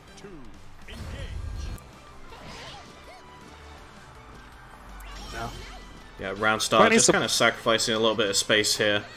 yeah. It's not ideally something you really want to be doing against Jita, because Jita can just carry you to the corner really from anywhere. You don't want to give her that little bit of advantage. But now we're seeing the corner push from Sparkle. Unfortunate drop isn't going to result in her getting Yeah. the corner. She didn't have ball, but like you can get sweep on like the crouching head. Good luck on the other head. I feel the jumps have been working out well, so. Oh, that was kind of like a shimmy, almost. Just going in for a lot of throws. The second one's going to Yep. connect. Overdrive Oh, coming he out. Gets the guard crush. Spot dodge too, but like that was too late. Yeah. Tiny bit too late on the spot dodge. It's unfortunate, but yeah. Oh, that's really good. Gonna see here how much the Oh. extra damage from Overdrive is really going to affect it, but the extra damage from Overdrive actually doesn't affect the Skybound bars you perform Yeah, while in it it. will still do a lot of damage, but It's still not quite a kill, bit. obviously. Yeah, the Oh. Overdrive now coming out from ZK. Flash kick, not blocked. Chip is Oh my here, God. however, because of Overdrive, he doesn't actually have to worry about it. And this is Oh, rough that's- now yeah, for this is- Sparkle. Yeah. That's rough. At that point, you can't even chip with ball, and so that means you have to win neutral again against somebody like Vegeta, which is with Charlotta a little rough. Definitely is, yeah. But good games all around. Yeah, very Definitely well played a from good showing. both. Again, these are the players that have been very active, kind of wanting Yep. to improve before this tournament, and you can definitely see it in both of their play. But yeah, now we're going to be moving down to the losers side of the bracket, where we'll be having Sunko, a player that I think we're pretty familiar with at this point. Also hosted The a tournament a high-level while back. Zeta? High-level Zeta Sunko. And they're going to be playing Ruinra, who is a completely new player to me. Yeah, same. I mean, they got the green square, so that means trouble. Sunko sticking with Vera, and Runa are actually playing Zoe. No. Love seeing new people pick up Zoe. I think Zoe is a goddamn cool character. I mean, definitely. It's definitely become easier over time with, you know, some quality of life things. Like easier meter management. Yeah, for And you know, certain. now that you have like overdrive and stuff, it probably gets a bit easier on defense as well. At least on like this level. Yeah, for sure. And it's interesting, really, because Zoe was kind of the character of the tournament in our last beginner brawl. We had a lot of Zoe. Yeah. Not quite as much this time, but it's nice to see, you know, another Zoe player make this top 8 again. It's a really big bomb though. All the overdrive coming out, but no, Lumi yeah, is still you can't do that. active. We saw that earlier as well, and I was kind of impressed because I didn't expect the Lumi to hit in time, but seems really good, honestly. And yep, now we got the Just overdrive kinda have to hope. coming out from Sunko. Does decide to spend their overdrive to get into install. Yeah, you can that like the Wrecker ender from Zoe is -8, I believe, and you can definitely punish that and get a good, you know, follow up. Like it's been the second time that he got away with it. Like second time Sunko got the hit, but like he didn't convert, which is unfortunate. It is unfortunate, but regardless, he does end up taking this first round here. Slight bit of advantage over your opponent is always nice. Sunko, I think, a player that has kind of struggled more on the mental side of their game, so getting that advantage is, you know, definitely something that they're going to appreciate. I think an important thing for beginners is obviously learning to play well is only half about what you're actually pressing. A lot of it is also down to, you know, how you're actually feeling about how you're playing at the time. And knowing how to have that positive mindset, wow, the clash, is just equally as important, if not maybe more so, than your knowledge of the game itself. Overdrive coming out from Sunko again, just spends it all immediately on that install, which is what we saw last time. The install for Vera is obviously incredibly important. Ruin Ra has been jumping a lot, so I want to see if someone can like do much about it. It's obviously the big corner combo here. Oh, no, it drops it. Sorry. Yeah, overdrive now coming out from Runra. Ah, yeah. He does have that air stall and the lightning, so yeah, he keeps jumping. Yeah, there is a lot Honestly, of jumping action going on. There have been a lot of times where he does the dive with Zoe and just goes above Sunko, and while Sunko is like scald over him. So you can definitely like chill a little bit more. Like not even, I wouldn't even like move back. Okay. Wow. That's okay. Yeah, the punishment ray is actually going to be the thing that ends this first game here. So Yeah. I would say he was definitely looking for the dive or something like that. So he was like, you know, going back and forth kind of. Did start to slow it down just a little bit, but yeah, I'd say so far the main thing from Sunko has actually just kind of been that meter management. Yeah. Obviously, with the new patch, you do have new actions to spend your meter on. Okay, he gets the punish. That's good. I think that learning how to use these actions well, and for Vera, I think when you're a character that can build meter so fast, you really should That's just be spending it unfortunate. as soon as you can on that install. He got the air hit, but like then his skull also just missed. Ooh, unfortunate DP coming out instead of the 236. And yep, this time just pops straight in a raw install, no overdrive shenanigans. Okay, no plus frames for you. Very good, and now pretty rough situation for Romra, but he does decide to go for a reversal Did he block the SSBA. truck? Is going to hit. Of course, that's plenty of damage, but still pretty big deficit to work with. Yeah, he can't just chill and like if he. Oh Malady! my god. Not going to be enough to kill. Oh, he drops it. That link is kind of hard. Like the comp. Nice use of the aerial spinning slash. Not going to let any of the grace I was use saying if he shenanigans just going on. blocks and like chills a little, he could like win the round. It's like one interaction, one MDP hitting. Knocked down. Oh, what a timing! Ooh, Yeah, both she's these a bit too guys far. just going past each She's- other. She's a bit too far out there. Yeah, he goes for definitely some feedback to Rinra. You can you definitely wanna do like the first at Wrecker if anything on block, and then like keep there. Like sometimes you can go for the second follow up, right? If they're like not respecting it, but it's still punishable, right? So if they just chill and block, which Sunko has been doing mostly, you're just setting yourself up for failure. Yeah, for sure. Constantly going for that Wrecker follow-up. Yeah, we seem to be getting a bit of space here, just trying to take things easy, but now his overdrive is gone. He's in the corner, getting comboed. There's some nice damage. Won't kill though. Not quite, no. EX Lumi is out. She used the extra bit of block pressure in the back shift, gonna allow him to escape the corner. This might be really scary. And again, going for that Wrecker extension is the thing that led to the end of that round. So no, you're completely right.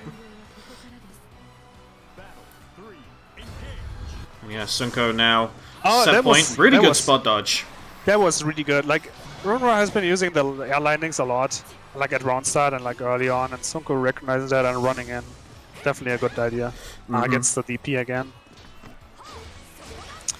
Yeah, there's definitely like some things that keep repeating themselves.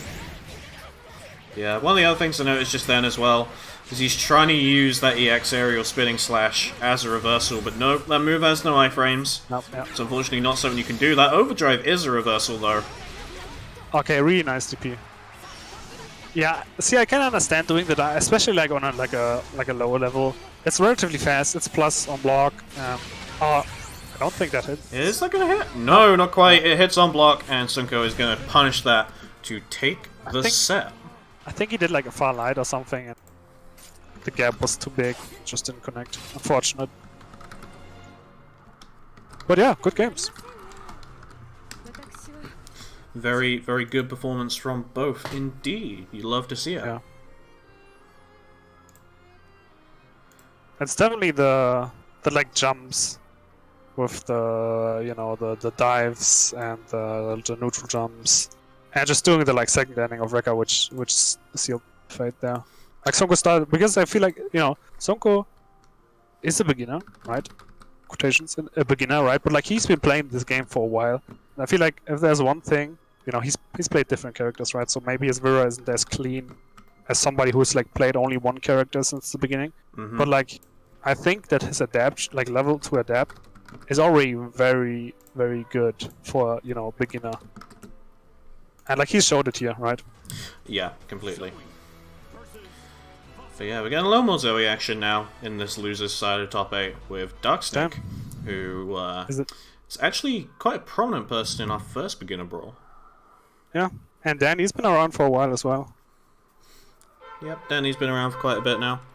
Very sorry if you can hear all of that in the background, obviously. Whenever I decide to stream, my whole neighborhood goes, yeah, what if I just pop all the horns on my car right now? Just excited for the games, obviously.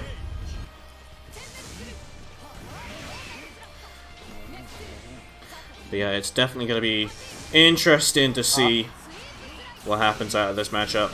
No, and there, immediately, yeah. That is a check of if you're using that guard button or not.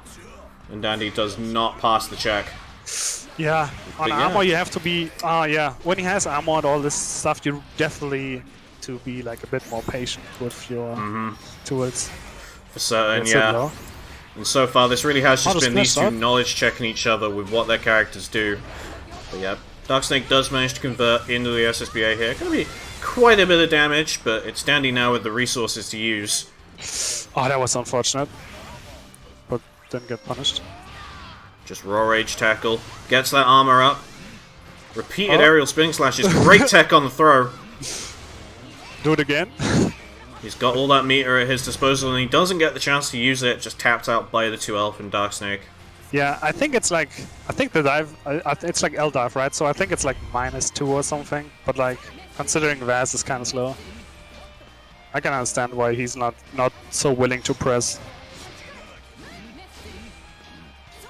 Like, we see the difference in the Wrecker usage here. He doesn't go for the follow-up as much. Good corner pressure coming out here from Darksnake, but he is going to get stomped out by that stance. Oh yeah, you gotta like hold that a bit. Oh no, that's really a lot of damage. I probably expected the overdrive there with the dodge. I'm just gonna overdrive themselves. Yep, seeing that meter used for the first time this set. Now it's rough because what are your Dragons gonna do against? I mean, you don't even have Dragon, right? Well, yeah, when you don't have that dragon at your disposal and Vast is sitting at you, he can chip with his normals now in overdrive, you don't have much health to spend. It's a really rough situation. Gets the counter hit, but too far away for a follow-up. It is scary.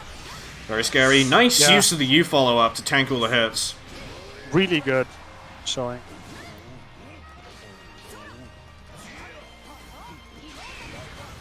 El Dragon stopping him from getting that Soul Forge armor token. It's still up now. Does spend it there with the M tackle. This is definitely what I liked. Oh no, okay. I take that back. Oh god, goes for a full extension, does convert it into the super. Very, very nice from Dandy. I was about to say that I really like that Daxter kind of like pulled back a little and start zoning more, because like you definitely don't want this man to get in. And then he jumped in and was dead. So just fucking dies for it. Yeah. And really that's how it do be against Vasaraga sometimes. Don't jump in against this man. Nice air to air there. Stopping. Like when you have fireballs like that, he's just waiting for you to do something reckless like that.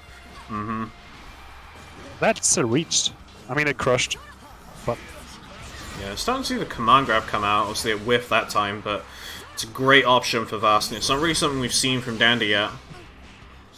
I feel like Darksnake's defense has been very active, so he's not going for the command grabs too much, which is understandable. Yeah, gets the jump in.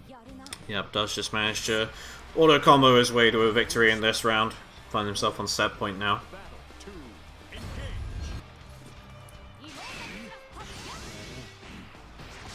Oh, that's Good tack. Yep, don't manage to push him in the corner. The sweep not quite connecting. I'm surprised it didn't connect. Maybe we got all like baited by Vaz hitbox. Hotbox. Oh, Maybe, that's yeah. rough. Ooh, that is rough. Yeah, you need to be a bit like more careful. Oh, you almost spot that shot. Almost, yeah. Overdrive being up is pretty important when you're trying to mount a little bit of a comeback like this. Good use of his funnels, but no, it does just overextend on the Wrecker. And yeah, I believe this does in fact kill. That one, I'm assuming he thought it would hit, so he went for the full. Because like, usually if you go for the full Wrecker, you're going for the low afterwards, right? So he definitely thought it hit or something. Unfortunate, but good showing by Dandy. Yeah, very good showing. And also like respectable finish by Darksnake. I know they've, you know, that was like what, first seed or something, but you know, it's still like Zoe is not the easiest character to play, right? And there are a lot of strong players today, yeah. So For certain. no shame. Yeah. We all balling in the lobby. Let's go. We're all balling, yeah. And this is of course the point where I'd love to inform all the 72 people that we've got here at the moment. Oh my god. That since top 6 is starting now, you're going to be able to get involved with predictions. So I'm just going to tell these two to wait I can spend my dollars. You can spend your hard-earned cake crumbs on...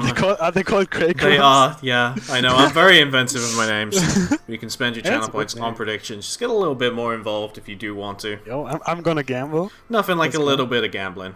So we're just going to give a Riot or Trashy, whoever's setting it up, just a small moment just to get that going. But yeah, of course we've seen both of these two players. At this point we have Sunko and Tuna here. Sunko with a pretty strong looking Vera after that set. Yeah. I'm wondering who Tuna is going to play. I'm unsure. I really don't think that he's at this point got a lot of experience playing against Vera. So honestly, I could see the Lewayne coming out, because I think that's the character that he's a little bit more confident on. I forgot they have a Lewayne. Unfortunate. Yep, we'll let these two know that they can go.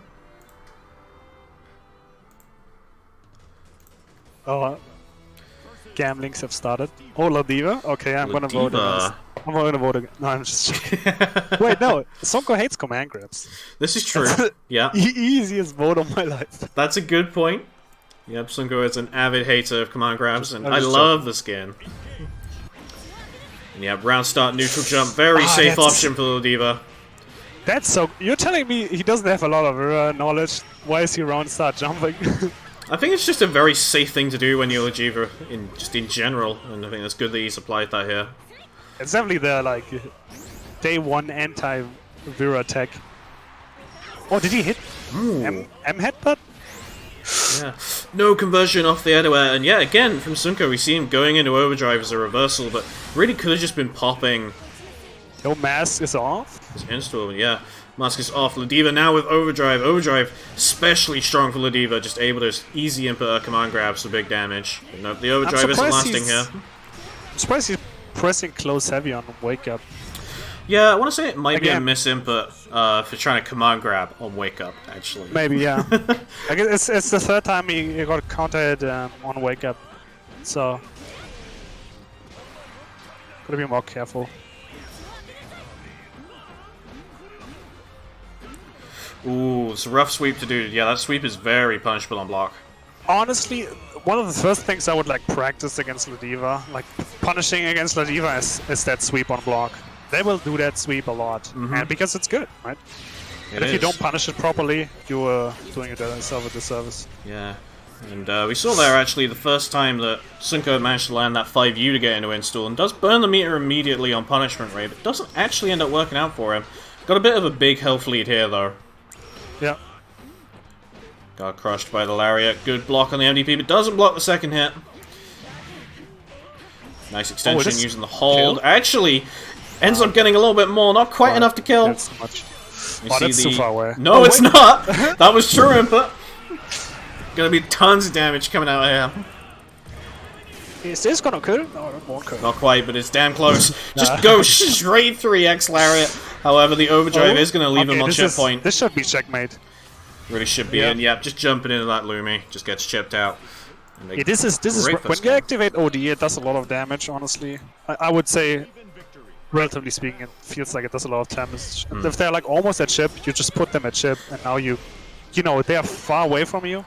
And at chip, what are they gonna do? Yeah, it's definitely very rough, especially when you're playing a character like the Diva that struggles to get in versus most other characters. And yeah, nice corner combo coming out from Sunko. In that install now. Sunko's being patient, which is fair. Wow! Oh my God. The reversal SPD. Let's go. Reversal SPD doesn't opt to go for a side swap, and yep, just gets MVP straight back. Once again, important thing about that MDP and the reason it's got the kind of notoriety that it does is it's a DP that is safe on block. You gotta spot dodge that second hit. Yeah, Sunko now set point. Yeah, these like jump heavies or what? I think it's jump heavy. I definitely like misinput SPDs. Unfortunate. It's a sweep. Yeah, see another close heavy, and it's probably another misinput on a wake up. So honestly, if Sunko just times his meaties, he'll blow you up anyway, so... For sure, the command grab. Again, that command grab. Rough. Now it's really rough. Very rough. We'll have a reversal sweep. Let's go. Another sweep. Yeah. Yep, overdrive coming out. Overdrive, like if Ladiva isn't... I don't think this punishes. Don't think so. However, he decides to jump. Nope, doesn't get caught by it on the way down, but that MDP, just pressing it again. Yeah, if you don't, like obviously if the overdrive gets... Oh, that's a good jump. That's unfortunate. No direct punish from Sunko, but it's rough at this point. For Tuna to really mount the comeback, and yep, just DPs the headbutt. It's smart, honestly, yeah, it's smart. Like what's she gonna do? Like Ladiva needs to get a hit at that point, and if it's not the headbutt, or not the command grab, what is she really gonna do? Like block? So definitely good showing. Seems a little rough. I don't know how much, as you say, I don't know how much Tuna knows the matchup. But, you know, Soraka is a pretty good player. So I'm, you know. And what is it like? They got like 7th right now, right? Oh. It is. No, that was 5th, actually, sorry. 5th? Oh, yeah. I mean, that's really good, honestly. So, can't be too mad. Yo, this is a funny matchup. It is. Don't tell All right, he will get PTSD. Well, would you I mean, like to inform us on the matchup? Half of the community will get PTSD from this matchup, but it's a funny matchup.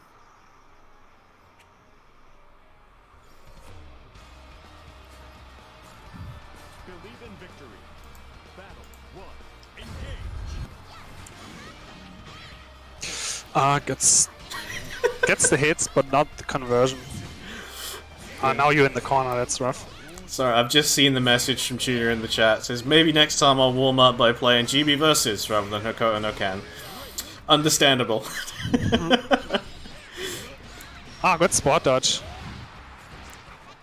Oh, just gets the throw. Ooh, Rush going through Demon Flip. Big anti-air. Now, with the life lead. Yeah, Oh my goodness. he's ready for the jumps. Yep. Sorry, I'm completely screwing up the overlay at the moment. Sorry, it's because I saw a message from Darksnake as I was typing that, I think. There you go, fixed. Yeah. I don't think I've seen Sparkle like convert like any like close hit into like a DP. Definitely if the ball is on cooldown. Oh, Nice. Yeah, it does convert off of the Demon yeah. Flip grab Could that have time. killed, but we take those. But yeah, Overdrive, especially with such a health lead, there's no reason not to pop it. And yeah, pretty solid round. But yeah, I agree that obviously the lack of conversions is something that I would cite as kind of one of Sparkle Joy's primary weaknesses right now. Good use of the armor. Now when he has armor, you need to chill. Honestly, you can't jump. I wouldn't jump in on him. I wouldn't ball at all. That's good. Good DP. Side switch. This is also really good. Very good, yeah. Nice tech on the grab. And Yeah. good use of our heavy just to stop that EX ball. That's a punishable on block. Pretty sure. I get stacked out. Okay, I'm not sure if the paying like Sparkle has paid attention, but I mean, I hope she's not listening to the stream, so I'm not giving advice. But Danny has definitely been taking a lot of the throws. Oh, that's kind of funny. So doing less throws might help out. More overheads maybe. There's the overhead. Yeah, again, not converting into DP when you get the hit there is unfortunate. You need to do that. Just because, like, you know, it's free damage. Yeah. That overhead drive was too far away. Yeah, it definitely was. They're very even. And doesn't block low over the stomp, loses her overdrive, and now Danny's got that meter to spend. Pops the overdrive himself. Yeah, now it's very rough. There's, like, no health left. It really is. Can't chip. Far heavy is the thing that manages to close the distance. If I would be Danny, I would just spam. Oh, no, wall bounce! And the grab! no way. Yeah, these have been working. Yeah, no, it's been excellent.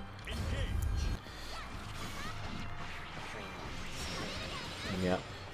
Doesn't decide to go for the extension, tries to reset the grab. Now they're in the corner. That's really bad. Yeah, this is definitely rough. Also combo start and nerf that damage a little bit, but the EX command grab coming out. Good use of the flash kick. Understandable. Does go for the side swap, blocks the armor, but pops the overdrive. Oh, it's a combo. Nah, too high and then didn't go to the... This time he's blocking low, that's good. Yep. For those of you who don't know, Charlotte's Demon Flip, the noble strategy, actually does whiff if you're crouching. What a combo. That was an excellent combo, by the way. I love the rush extension. That was really good. Battle 3. Engage. Gets hit. Gets tagged out of the Demon Flip. Now... Yeah, these throws have not been working out. Danny's been taking all of them. Or like a lot of them. Oh! Gets jumped over. Yeah. That DP tends to lose against like far further buttons. Oh, good ball. He's spot dodging, so he's probably trying to avoid the M slashes. Yep, that is again. Big far heavy doesn't manage to convert it off the counter hit. No, he sees Sparkle go for the overdrive.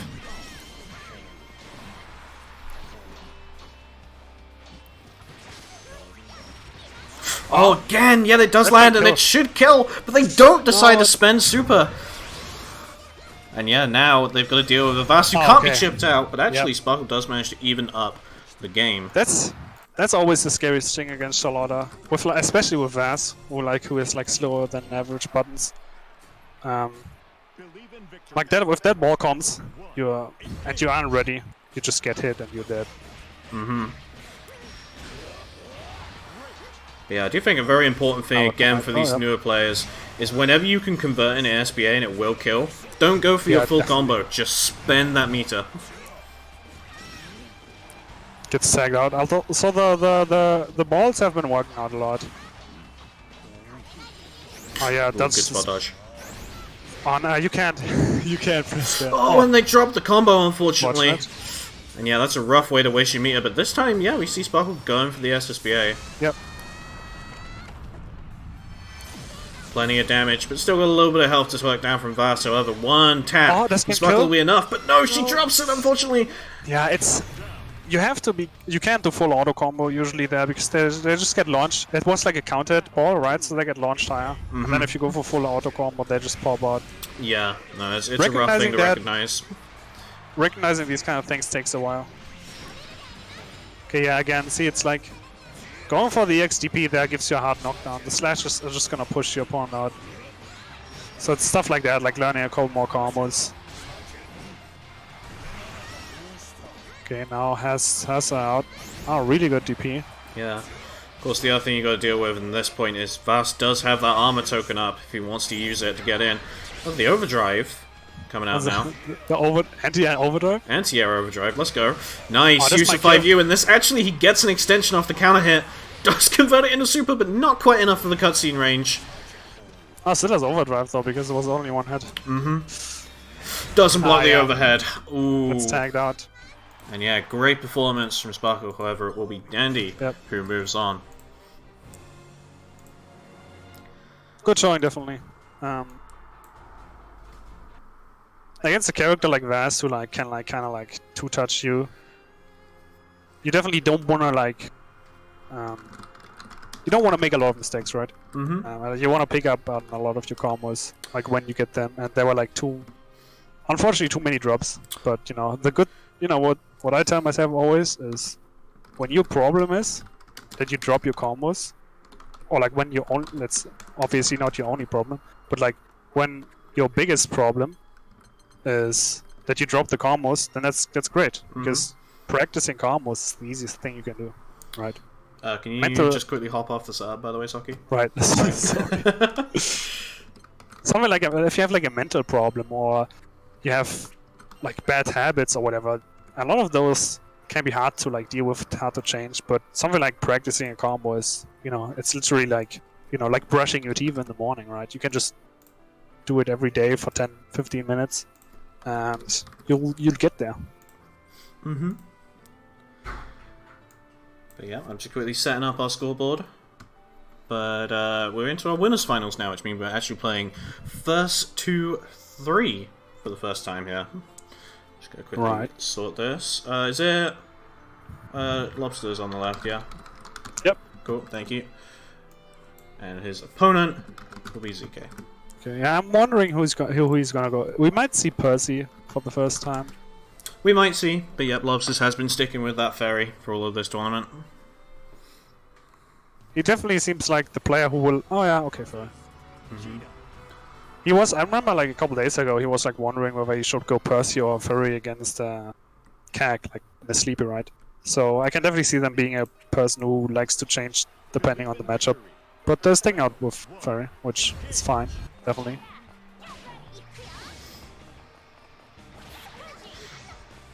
And yeah, Gita obviously very oppressive, very strong character. Her farm normals are pretty Not excellent. good at, yeah. And she's got that great corner carry off of it. However, those are only relevant if she can get in past Fairy's far normals, who are significantly longer. So it's going to be interesting to see just kind of the range that Lobster plays this at. But very good run-in sweep there, just converting the H-Wrecker. Plenty of corner carry, but the overdrive coming out in return. Good block on the that DP. must- Yeah, I want to say that was probably another option. Yeah. And yeah, Fairy now with the overdrive. Her normals are going to start chipping you out, but not going to chip you out any longer when the overdrive is popped. But no, just decides to commit to a jump after. She just has too much range to not be able to punish these. This time Okay, goes for that's the low. Nice. Honestly, really good. The fact that he went for the jump L first time. Now he's going for the two Ls. Probably expecting like a DP or like expecting a high block. And like it worked out like twice now. Yeah, for those of you who aren't aware, when Ferry sets up that GG on you from a hard knockdown, you're essentially placed in a 50-50 situation where you've either got to block low or block high. She'll tap you with either a 2L or a JL. And for Honestly, a Ferry player, you've got to mix those things up. It's a 50-50 for a reason. You see loads of people just go in for that overhead. But it's nice that Lobster's been able to mix it up like this. Honestly, with a DP, it can be nice to just DP. Oh, that's a big punish. It's a very big punishment. Oh no, he drops it. It's also a very big drop, however, just covers things with the DP. Yeah, the thing with that like Fairy makes is like timing. I mean, if you're just gonna DP, right? Like if like a Lobster goes for 2L or the jump L, and you're just DPing, it will probably cover both. I don't want to like say he can save meaty, but it's hard, right? It's very hard. For certain, So, yeah. Yeah, just using GG sometimes here to just keep down going the for pressure. DP there can help. Nice, using It's a close big heavy hit. to anti-air. GG's out once more. It's a big barrier that you got to move past and respect. Yeah, Lobster's really the one my taking God, control of the the rush. situation, but the rush doesn't care about that. Just goes straight through Lobster's invincible option. The overdrive is coming out here just to give him an extra chance at life. Now you got to deal Yeah, with Fairy I like new that- chip on their normals. I like that he's been jumping in with block to block these like 2Hs. Because, you know, for those who don't know, Fairy's 2H is air blockable. So, if she doesn't have DP, jumping in is definitely like a good can definitely be a good option against her. Yeah, it really is. As long as you're jumping in and holding back, Yep. once that DP is gone, the only thing you really have to worry about is you'll just get pushed back a little bit from blocking that 2H. And yep, we see it right there. However, the jump is caught. Yep, I gets hit by the low again. again, good on Lobsters to swap it out like this. Just switching his options on that Okizeme. Nice TP. TP'd again. Honestly, these TPs have been working out a lot. Or, like he's choosing the timing of his DPs pretty well. See, this is just, you know, really good play. Like this time he even blocked, right? Wow, that's a big hit. Yeah, that's incredibly big. This kill? Not quite. he No, doesn't- you don't oh, have he that doesn't meter have to super. spend. Of course, Right. he used the meter on the rush beforehand. And decides to just run in, pop overdrive. Just ends things with the throw. Very good performance from CK. That's definitely a thing that I think will surprise me more often than not when like usually you expect at that point that both characters have super, but if you just spend the 50 meter, you don't. And suddenly it looks different. Gets tagged again. Yeah, we're seeing a lot of this counter hit overhead going on. Big reminder for, you know, Lobsters to focus on blocking high instead of grabbing, not doing anything preemptive. Honestly, Great DP. I'm surprised this is like we didn't see too many of those in the earlier sets. Surprised that's like the first few times. Oh, gets the reset with the overdrive. Yeah, pretty meaty overdrive because of that. However, the overdrive coming back now from Lobster, seeing this kind of counter overdrive action coming out quite a bit. Yeah, doing the overdrive against the overdrive has definitely been common so far. Oh, puts him back into GG. I mean, it's not gonna chip anyway because overdrive, but Yeah. oh wait, I think she was already out of overdrive. She was, but important thing that I kind of want to mention there, for those of you again who are maybe new to Grand Blue, More combo. is that running is a bit more of a commitment in this game compared to anything else. Walking is the only time you can actually advance and block. If you're running, you have to take a moment to actually block or commit to an evasive action or like an attack. We saw that just there, trying to run out of the Oki situation, and was just tapped by the far heavy to end the round. I got jumped him at again. And yeah, I this think a should DP be was the on kill here. cooldown. Yep, just goes for the easy input. Yeah. Doesn't want to risk anything. Considering the last two times, I understand it. Oh, I didn't care. Doesn't kill though because of it. Oh, he but took- I have a feeling the lobsters did think it killed. He put the controller down. Oh he was like, GG's. no. And that is unfortunate. Yeah. But of course the set isn't over. But it's not over, yeah. And Lobster's already Yeah, hopping he's- in the chat it's saying, chat. bruh. Yeah. Bruh. Yeah. It's not over until Yeah, you see that finish come up on screen. We've all been there. It's like, oh, I'm dead. I'm gonna change my fucking song. Mm-hmm. I don't want to like deal with this. I don't want to see it. Good block on the DP. Yep. Really good adaptations by both of them throughout the set. And it's like first of 3, right? This is the first 3, so you've got that extra Crazy. game to adapt if you do need it. Good. Oh, Watch that's the good, overhead yeah. this time. And text too. Yeah. Oh, I don't think he wanted to cross up. Throwing Yeah. yourself. It's rough to find yourself in the corner Oh, he like just this, but he stopped does there. manage to escape, and this time, yep, the overhead happening again. Let's see if he spends super. Yeah, decides to spend it on the SSBA is going to lead to the full damage conversion here, but Yeah, but no, he doesn't easy get the. input. I don't know if it was easy input. He was just too far away, I would say. I Because he had like far heavy. You can definitely like run up there. a True. little. Get the close heavy and then get the full animation. But either way, it does But it manage could to also take the be round easy in the input, end. Yeah, it could be a mix of both things. I normally assume easy input, just 'cause it's like a newer player. But the things I should be paying more attention to. I like the way ZK is like getting in. He's not going back too much. Oh, oh, he dropped. Unfortunate. It's unfortunate dropping. That MDP coming out. Maybe a bit too impatient at this point on defense. I get stacked by this again. Seeing that overdrive that pop from very far on the screen, however, he doesn't block the sweep afterwards. No chip damage is always an important thing about that overdrive. Does manage to reverse the situation, but overdrive pop right back on him. Getting that last hit on like an airhead can be kind of awkward. He's very good. pretty It even. lobster there to DP the overhead instead of trying to block Oh, it or go didn't for a connect. grab. Oh, yeah. That's it. It is, yeah. However, it is first 3, it is winners finals. We do have an extra game to work with. Yep.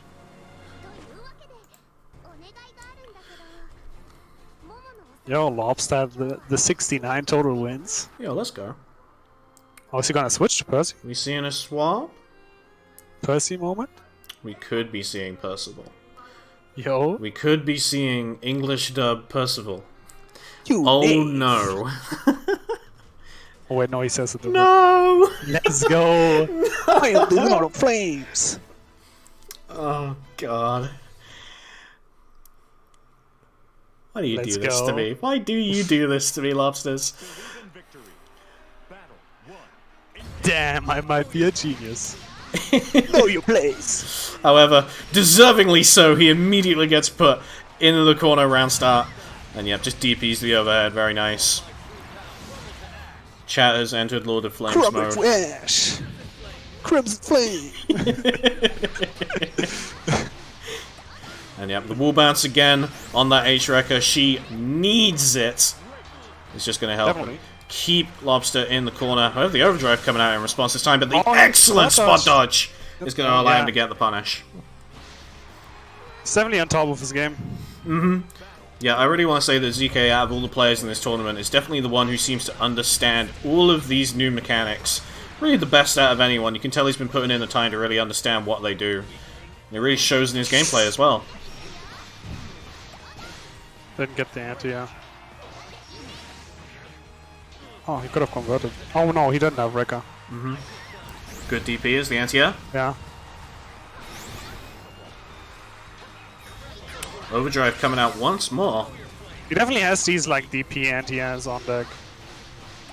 Oh, gets another combo here. Just ends a little bit earlier in the DP. Yep.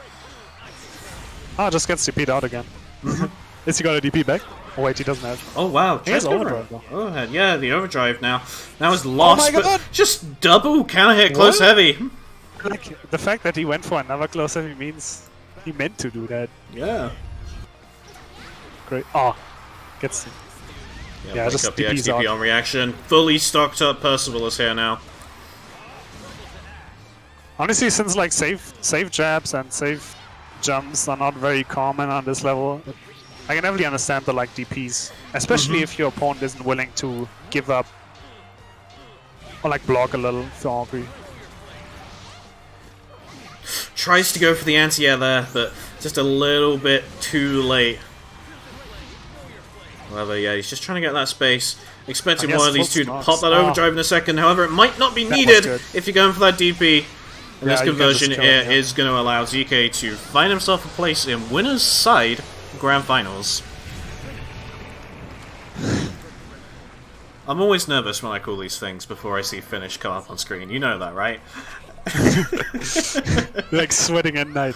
I'm consistently, man, consistently. Look at these two girls flying in space. Let's go. If you just want to hop off showing. the setup again, by the way, I just need to change things to right, phase 2 again. I definitely think the Fairy did better than the Pursuit, but I think that he will probably realize that himself. But it's a good idea to, especially if you have multiple characters, and if you feel like, I don't know, you feel uncomfortable or you feel like this is not working out. You know, why not give it a try? It's not like your life depends on it.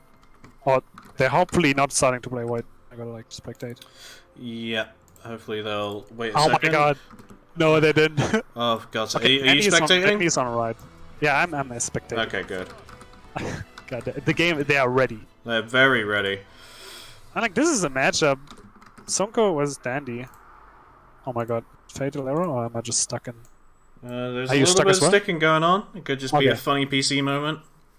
These two, they're like from the same region, right? So they like fight each other at local. These two have actually played each other IRL, which is not something you find too often with this game. And Sonko has been playing against Zwei earlier today, from what I heard. Yes, this is also true. He's got the matchup knowledge, at least a little. He did say he didn't like it. Yes. Yeah, playing against Zwei is always a bit of an experience, but it's definitely one way to get your Soraka knowledge. And yeah, we have our loser semis now. Sunko versus Dandy AFK. That misinput DP has been happening a lot. Nice, gets the fight view. Just sets up immediately into Lumi, just wants to run his pressure. Just keep Danny in the corner. However, just being kind of boxed out by these far normals now. But the counter hit on the Excalibur. Yep, just full Guilty Gear Strive entered it with the super. Big damage off that one conversion. Unfortunately, pushed him out the corner, but big damage nonetheless. Good block.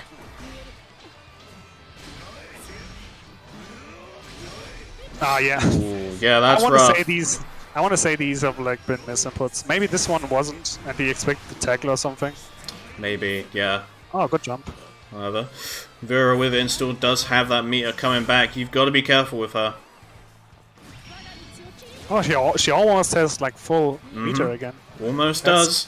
Not crazy, but it's scary. You got to deal with a second punishment ray if you don't end this in the next interaction. I think he knows that. Good. This can kill. Yep. Counter hit. Oh no. Could convert it into the kill, but no, he could have EX'd it and gone the wall bounce. Overdrive being popped. And here, this is not going to chip out specifically because he used overdrive. He wanted to overdrive. That's so smart. Very clever. And we're seeing it again here, and does he spot dodge? He does spot dodge. Good knowledge from Sunko. Oh, that's good. Banger first round. Loved it. See, this is what I'm saying. He's like a beginner, right? But like he's been playing this game for a while. He knows the knowledge checks. See, he knows that, like, obviously this time he got hit by the tackle, but he knows to spot dodge the tackle, he knows to spot dodge the super, all this stuff. And these are the kind of things you need to know against Vasaraga. This is rough, though. Command grab is going to leave him near at chip point. Good DP, though, to block the meaty overhead. The rush coming out, that's safe on block. No punish. However, yeah, the backstep caught by that projectile. Dandy evening out the round pretty commandingly. I might have even said would be better to go into OD there, considering you're almost at chip. Could well be. It's interesting to kind of figure out when Vera should be going into that install and when she should be using overdrive, using her meter. In some situations, yeah, overdrive might be the play. Yep. Yep, good jump out. Just That's get a a little rip. bit more distance from the corner. I definitely like that he's like willing to go into install immediately when he has meter. Oh, powerful commanding U follow-up. No conversion. It's Oh, never mind. It was in hit stun for a fucking age. And yeah, Dandy. I feel like nice. I feel like one thing that's easy to make a mistake against Vaz is that you think you're safe at a certain distance, because that's usually where you're safe against like 90% of the cast, but not against Vaz. Great effort. Nice. It's the knockdown. Mm-hmm. Pushes him out. This is good. Now he's back to send mid screen.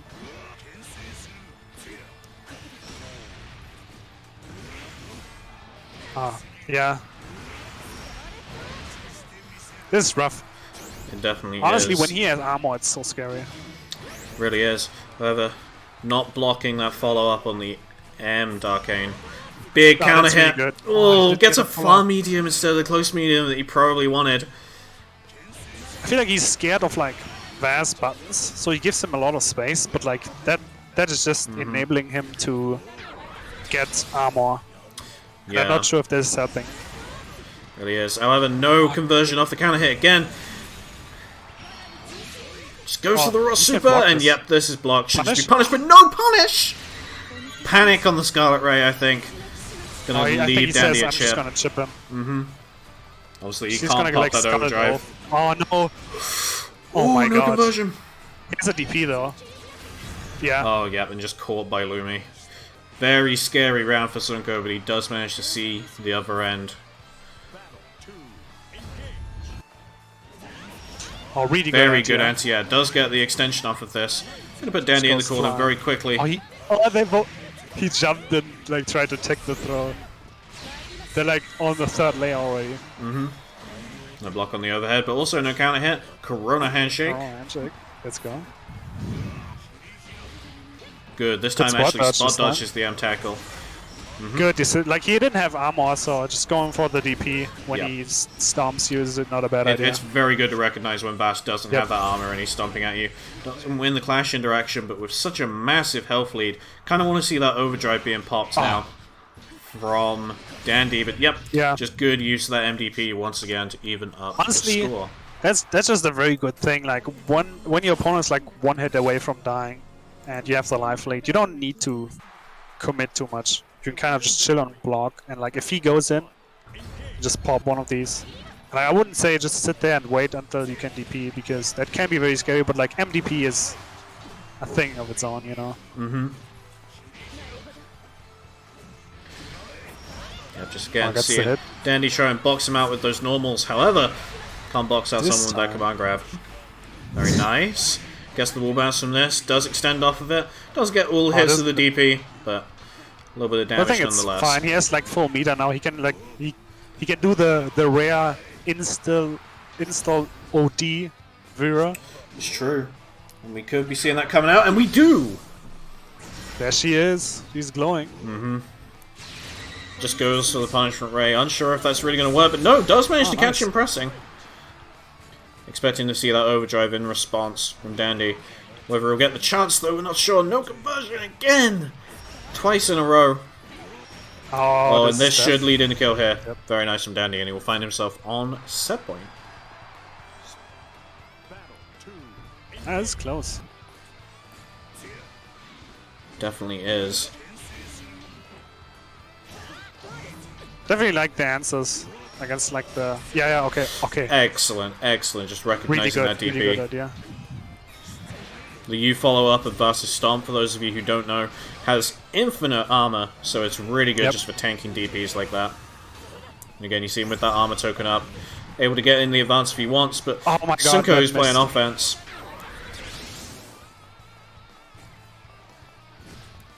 Let's pop in the overdrive now. Install-less Oh. Vera with the Yeah, overdrive. you want. Yeah, it's so scary. This is not safe. He gets knocked away. Oh yeah, MDP, my beloved. What a button. And we see it again coming out. Ah, this is rough. It He is. could get command thrown here and is dead. But now Definitely. he's too far away for that. So. Oh, Ooh. this could. Yeah, the side swap is going to get a full extension out of this. It Oh, no, drops he it, drops unfortunately. Don't. Dandy decides to pop overdrive. However, it is really, punished. really good. I thought the overdrive would hit him, but we got baited on that vase. Yeah.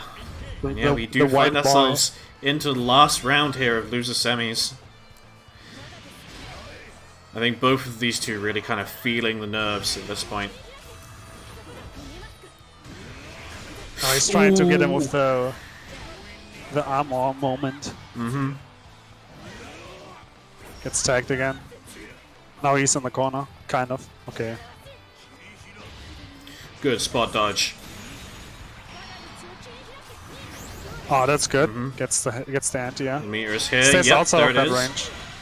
Decides to go into install. Great use of the Nice. X-Scarlet Oath just to close the gap. However, Oh no! thrown he into missed the corner.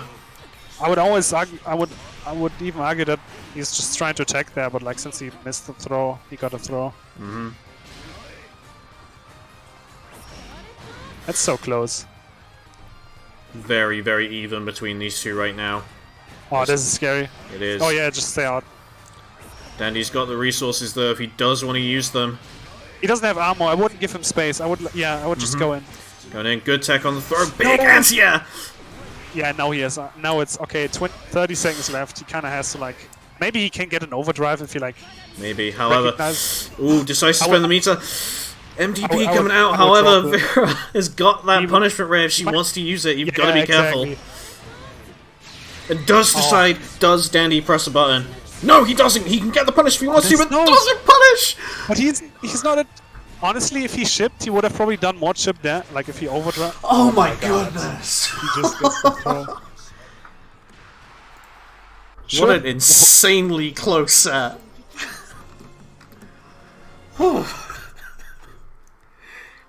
Oh my god. Well played from both. What a tight set. Yeah. You probably don't expect the like air dash. Mm-hmm. At some point, it's like I always tell my Ted to just anti-air when she like the round starts. I'm waiting for it, and then at the end of the round, I forgot it exists. For sure. You have to just hop off the setup again, sorry. Changing Sure things thing. back to first of three, because the rest of the tournament will be in first of three now as we move into our losers finals. Channel points gone. Channel points destroyed. And yeah, our losers finals will be Sunko versus Lobsters. No, you're gonna get the channel points back. You just have to watch Cake It's true. on his channel. Every Sunday, Sapphire Dance. Gonna be streamed on Every your channel. Sunday. Yep. I'm just gonna actually tell these guys to wait just so I can sort out the scoreboard and everything. However, just while we're filling this time, I guess I should ask you, just as a relevant question. Socky, as a previous beginner Brawl champion, how have you found your experience kind of learning Grand Blue the past year? Can you repeat the question? How have you found your experience learning Grand Blue the past year or so? How I found the experience? Yeah.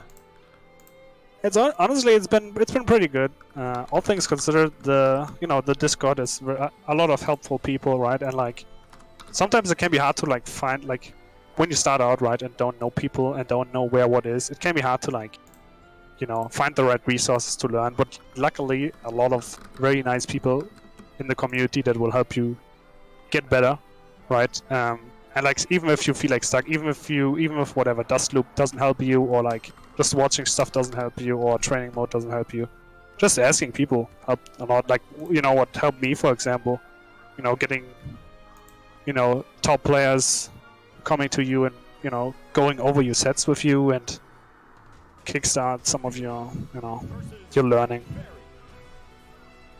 Basically, shoutouts to the community, good people. Anyway, we're getting into the game. Vera was Ferry. I don't know how much Ferry experience Sunko has. I think honestly a little bit, because a fellow Austrian player, not sure if he's actually played them offline, is Frosty, who plays Fairy. Right. But yeah, we'll have to see. Again, if you do need kind of that extra little bit of experience, this is a first of 3 set. You've got that extra game to work with. And so far, just from kind of this beginning, it looks like he's kind of trying to find his pace against this character. Ooh, Overdrive is actually going to get caught by Lumi, and yeah, recognizes that just running straight in. That's been like the 3rd time that he's been able to like hit an overdrive with Lumi.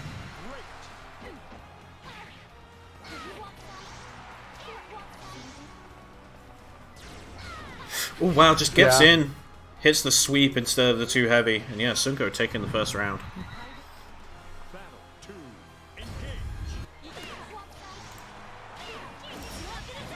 Gets super and sweep, but gets in anyway. Misses the command throw. Just gets DP'd back. Snipe with the funny drill. Let's see if he blocks this. Oh, yeah, see? Definitely a good idea to... I don't want to say to always DP there, but if she's going for the jump light a lot, or if she's going for like a meteor a lot and you don't think she's gonna time the save meteor or something, definitely can DP there sometimes. Gets full conversion. Nice use just to pop the overdrive, get a little bit of space, but now your normal ship, which is pretty good for Ferry. Of course, if she wants to, she can also activate that install if she wants. Let's see if he can like bait a DP or something. Oh no. Ooh, great. Yeah. What a good DP. Lobsters is doing an excellent job keeping his overdrive at the moment. Good block on the overhead. Good block, yep. And this is getting very close. He's plus... Yeah. Yep, this time actually has the knowledge to spot dodge that second hit of DP, gets the punish out of it. And yeah, evens up the rounds. Yeah, overdrive is new. It's... When was the bet? Yesterday? Thursday? Day before, yesterday, maybe. I don't know. It's all been a bit of a blur. I've been going to bed at like 4 because I've been labbing new stuff with the patch. Okay. It's gonna hold that. Oh yeah, that's coming out. overdrive pop. And you've got to be careful because just any stray hit is a third of your overdrive gauge gone, and now he's only got a hit of it left. Almost... Very good use of punishment. Ray is going to catch the drill. And wow, even a little bit of extra Lumi damage as well. Oh, did the Lumi hit? Yeah, the Lumi hit before the punishment Ray did. Just got the full damage from it. Seen him whiff quite a lot of normals here. Kind of wondering why. Maybe trying to bait out something. Jumped in on him like that. Oh wow, and that is going to convert in a big damage, and it is enough to kill the Lobsters to take this first game. You sometimes forget that she has super like that. I kind of forget that Ferry doesn't just have her install super. Yeah, it's true. Yeah, I like the ball. Nice use good of DP. Like I said, that's been a staple of like Lobster's games so far. I think he's been really good at just anti-airing with DP. Really has, yeah. Haven't really seen him get a DP on block that often. And yep, at the same time, isn't blocking Sunko's DPs. Good, this time he gets... I love the delay from the 236. Gets the punish too. What's the punish? Decides to reset. GG, and yep, good block on that. Does get the wall bounce. Should lead into the kill here if he wants to. Yep. And yes, good. Very nice round from Lobsters. Oh, this is English Ferry. Yep. I've only just realised. Sounds pretty good. I like English Ferry. I'm okay with that. It's not too bad. But she keeps saying one some every 5 seconds. True. Yeah, we saw it there. If you see those double exclamation marks pop up on someone's wake up, it means they tried to rush before the iframes actually came out. However, it doesn't cost you meter to get your rush countered like that.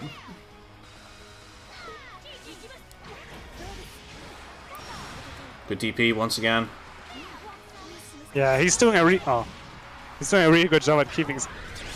Oh, let's overdrive in response. A nice use of the rush just to get through that far normal. Should lead into the kill here. Very nice. And that's excellent, using those new system mechanics just to really push your advantage against Ferry. I love it. He's doing a good job at keeping Sunko out, but he's still finding his way in. Does have that Scarlet Oath. It's relatively quick. Yeah, Scarlet Oath can be a bit of a neutral skip button, but when you've got such great horizontal range with your normals like Ferry, it's not always relevant. Good DP. And a great one in return, too. Yeah. I want to see if they can start baiting the DPs a bit more. And like right there, he like blocked for the Oki. Oh my god! What he got on hit the earth other was side. that? Interesting set of interactions Yeah. coming out here. And yeah, we see the overdrive popped. Again, it's going to get a conversion out of it, and this is a rough situation. Again, yeah. See, this time he's just blocking because he's expecting it. And he can't punish that. Yep, the extra overdrive damage starting to steadily rack up. Very good job rolling through That's that a fire good heavy. hit.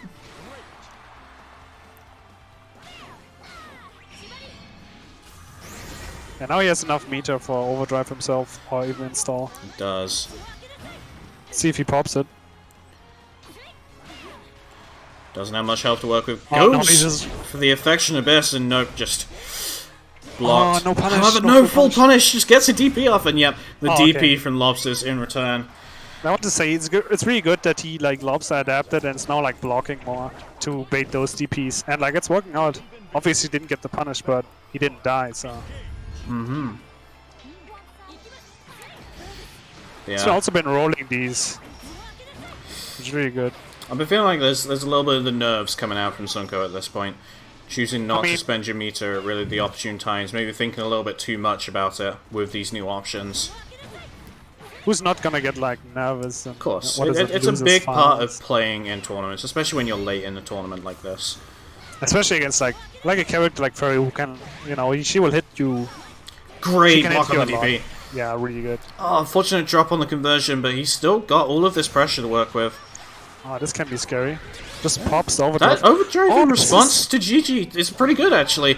Yeah, honestly, considering the GG, for those who don't know, GG will just disappear when Furry gets hit on block even. So it's really good. So yeah, even if your overdrive only ends up guard crushing, it's a pretty good response. And yeah, it works out for him here. Got a bit more lead, however, with Lobsters overdriving himself, he can't be chipped out. We see the reversal let the rip. super, and yep, just blocked. Yep. Good punish Yeah. with the close to normal. And Sunko's starting to get kind of back into this set. Yeah, the adaptation is definitely real here. Like they are being a lot more patient, and the DPs are like whiffing. And if that happens, I think Sunko, you know, being a character like Fairy has lower health, right? And like Vera definitely does a lot of big damage. So if it keeps going, it's definitely more in Sunko's favor there. Damage output. Back in the corner. Oh, gets hit again. Oh yeah, overdrives again. That's this is good. Could have side switched for even more damage. Oh, gets tagged again by it. Good Yeah, DP. okay, see this time he's not blocking and the DP comes. That must be frustrating. But like that's how it is sometimes. He still has the lead, so. Oh, that was still safe. Oh wow, just the RPS DP Throws coming off out the in DP, handy. yeah. Now the rush came out. I don't know if Just gotta work Maybe in it's amongst maybe these the normals. Yeah, maybe just now a you little get tagged bit. by GG. You're gonna get shipped out. soon. Overdrive coming out now. Oh, nice punish.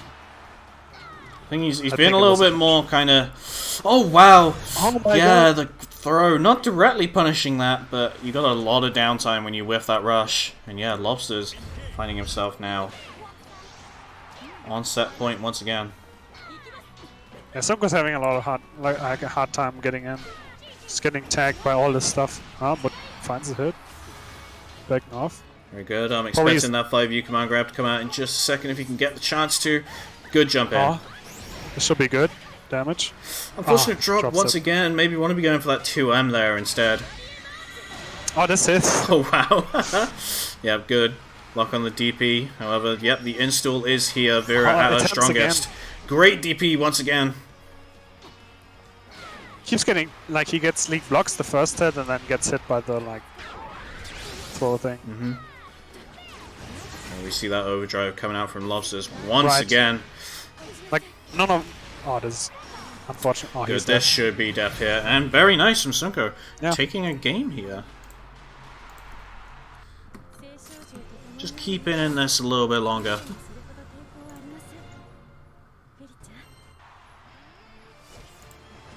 Believe in victory. Battle 1. Engage.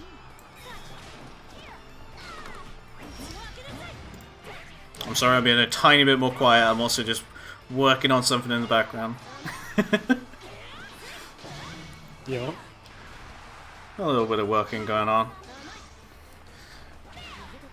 Same as these two are trying to work there through the neutral. Yeah, he wanted to like set the Lumi so he has more time to get in. Oh, yeah. Good block. You know, despite the fact that, you know, he didn't block a lot and then Sonko didn't DP and then he stopped blocking and Sonko DP'd, he's still like sticking to his guns a little, right? He's still like, you know, he says the risk reward is in my favor if you're gonna DP, so I'm just gonna like hold it. And it's working out. I think this was, yeah, that was definitely an overdrive or something. Pushes them back out. Yeah, okay, I'm seeing that overdrive come out so consistently, and it's been working out pretty well, I think, for Lobsters. Ooh, yeah, early DP expecting that tether to go on just a little bit more, but not quite converting again off of that situation. Yeah. She does have like good damage, but like dropping her combos isn't too uncommon, I feel. It's not the easiest thing in the world. Decides to pop overdrive, gets that guard crush. Just needs to wait for that DP, I think. And yeah, Lobsters is now he can't just. I mean, okay, no, he can't. Ooh, yeah. Yeah, it's like 20 seconds left, and she has the life lead. He needs to get in, right? For certain. And yeah, Lobsters again finding himself in a very advantageous point in this set. Just needs to win this next round. That's it again. He's just waiting. He's chilling. Pushes out again. Says, Ooh. I can play from this. You can't. Oh, gets tagged. Now it's scary. What he's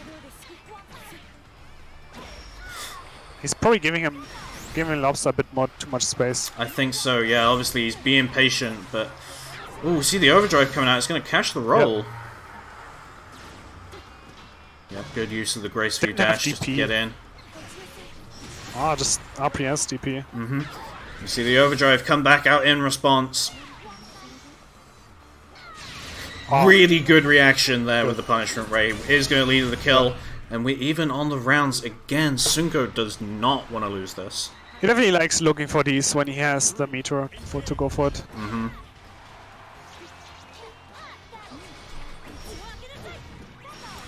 Great DP. Gets DP'd out on his plus frames. Oh, good jump. Good punish.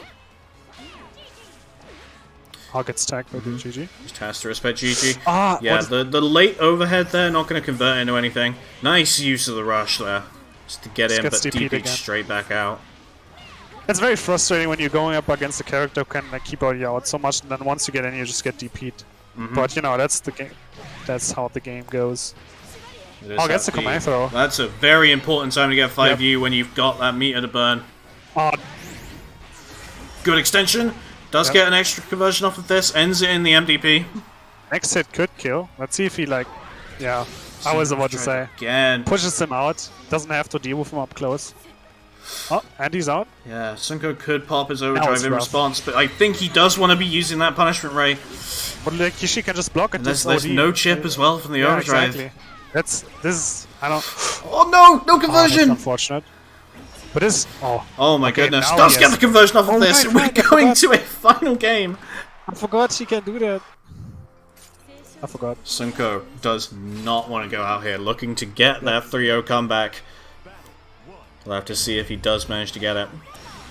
Good DP, just to start off again. That DP has kind of just been the defining point of this set for Lobsters. And I really like that he's not committing too much to buttons that are too slow, where you can't get the DP out in time. Great DP, just during that gap in pressure. However, the DP in response to the 5U. Let's see. Didn't have DP. Overdrive is up, guard crushes him. Pretty further back, and again we see that thing that we saw in his earlier sets where he's just spending that overdrive to get an install. It wasn't fast enough for punish, but like he still hit him. Block on the DP, it's very important. This is a lot of damage. Yep, gets the full corner damage conversion out of this. And now it's rough. It is, it's incredibly rough. Yep, Grace View just going straight over the DP. I think he saw the jump and he had a good idea with the DP, but like she just like that the air dive thing goes above it all. Nice sweep. Gets DP'd out again. It's definitely working. Like the DPs have definitely been working, so I can't blame him too much. But like I definitely feel like when he gets frustrated, he might DP a little too much on defense. But again, if it's working, it's working. Yep, just started to spend that meter on install pretty quickly. Relatively even, however, it's Lobster who's got the meter to spare. I got crushed there. Now it's in. Overdrives him back out. Jumps, good DP. Very patient play from Sunko, just choosing his moments to go in. He finds himself obviously on set point for the first time here in this set. Puts himself in the corner. Oh, this is rough. Yep, just MDPs, yeah. but the spot dodge doesn't quite, not quite quick enough. Good rush in, but he's plus. Again, not the punish you want, but like, okay, yeah, this will do it. We're going to a final round. Tense stuff here. The nerves have got to be affecting them both. Yeah. They both want another shot in grand finals. Huh? Oh, I like the idea. He's like trying to like. Oh, that's unfortunate. That's also unfortunate. Goes above. Yeah, that's hard to anti. Especially if she's like baiting DPs. Definitely is. Yeah. Air throw can be really good. I was about to mention air throw is definitely an option you can use in that situation. Yeah, full meter. So I was pops the install. We're expecting that overdrive. Big hit. Good anti-air. Oh, and the block button not checked! Pulling out a different mix-up in this last game could be pivotal. Sunko's only got a tiny bit of health to work with, and now the overdrive. This is rough, but he does get the counter hit on the Excalibur Oath. Lots of damage, but he's just gonna win this one last time. He just needs one more hit, but he doesn't quite get it. No. Oh, D-Ferry, he's just gonna get shipped. And yeah, there's Lobsters who takes the set here. Man, this was really good. Like the almost comeback from Sonko, and like no shade to him obviously, but very impressive. Like I didn't expect him to get this far. Again, no shade to him. Just a lot of strong players, and it just shows how much better he got over time. Right? Definitely very impressive stuff from both of them. That was an incredible set from you both, and you both should be pretty proud of that one. Yep. However, I believe that in just a moment, before our grand finals start, we have an announcement. So, just waiting for the man who has joined us to undeafen and unmute himself. Is that Chai Benji? We may, in fact, be joined by a Mr. Chai Benji. Yo. Once he decides he wants to talk. Oh yeah, I completely forgot that it was Stefan. Hey. Let's go. Is that the man himself? That is the man himself, and I come bearing good news. For everyone who's in this event and everyone who's watching it, there is going to be an official Hearts Are Blazing event for not just Grand Blue Fantasy Versus, but DNF over the next couple of weeks. I'm going to drop a the tweet, which includes more details, the bracket, match arenas, etc. But yeah, I want to see all of you turning up, because people like Ordnance didn't get good by not turning up to events. Ordnance was historically the lowest rated player in HAB history, from going 0-2 in brackets every week, and now he is real contender for top 8s every week. But yeah, this is a brilliant game. Thank you guys for putting on this beginner brawl. So many new players getting into the game right now is a beautiful thing to see. And yeah, I hope you're all enjoying it, and if you are, I want to see you there on June 26th. Post the links again in chat. The bot sniped you. But you have permission now. But yeah, for everyone here, of course, Europe's kind of premier tournament series for this game, being the official Hearts Are Blazing brackets, and we'll be having another one Sunday, June 26th. Please sign up for that. I'm sure it will be an incredible time. He got sniped again. Yeah, thank you for letting me hop in. And congratulations to everyone who's been doing a good run so far. If you're interested in DNF Duel as well, then we will be doing a launch party for that game on July 10th. So, yeah, have a good rest of the tournament. I'm going to be watching this grand finals and hop into matchmaking, and hop into Sapphire Dances every weekend and HG, weeklies. If you want to get good at Grand Blue, that's where you're going to really level up. So, see you there. Have a good one. Thanks. There he goes. Yeah, thank you very much, Che Benji. Of course, everyone give your love to Che for hosting an incredible tournament series. It's an absolute banger every time it goes on. Make sure you sign up for that event. Just quickly sorting out our scores here. If you're in the Discord, you'll definitely see or hear about it. There'll probably be like an events tab. There'll be like a ping. There'll be a pin. There'll be everything. So you know where to find it. The tweets are in the chat now, so look right there for everything you need. And yeah, with that, we'll be moving into our beginner brawl, second edition grand finals. Let's go. And yeah, on our winner's side, we have ZK, who's shown a very dominant Jeter throughout the entirety of this. And on our loser's side, we have the runback with Lobsters, who's just shown a very good performance with Ferry. I definitely see them sticking to the Ferry here. Yo, the Seahawks music. That's a really good song, honestly. I love this. The guy on the piano in this song, setting his fingers on fire. Yeah, no, it's good shit. Yeah, as we've seen in the set before, ZK is taking his time, right? He's jumping in with block, so he's not gonna get hit by the 2H. Just DPs him out here. Oh, gets countered.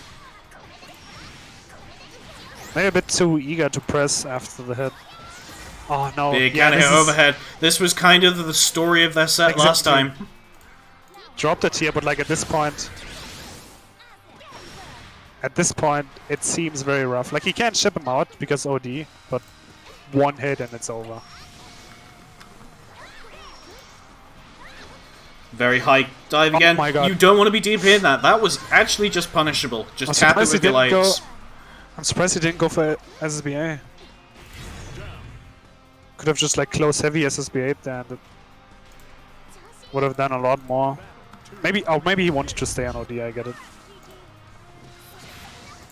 I was just trading there. Yeah, he's jumping in with the blocks. These have been working out a lot, so why not keep doing? Definitely want to like, yeah, DP those. Great DP. Good shit.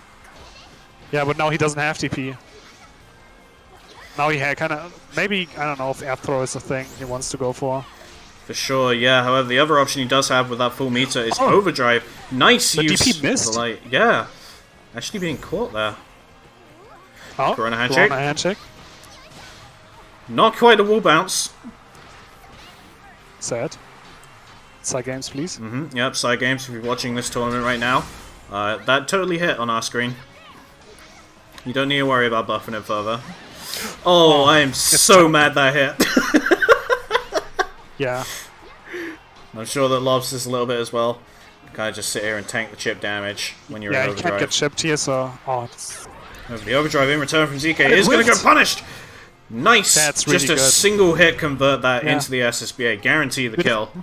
You're definitely seeing this more often now, like, people actually punishing the overdrive, so you can't just go into it willy-nilly. Oh, he's not... Okay, now there's the jumps. It's the throw. Puts him back into the corner. Good idea. Ah, no, that was too far away. Well, messed up, I don't know. Good DP. Does not want to be taking that overhead in any way. It's like, I'm not dealing with this.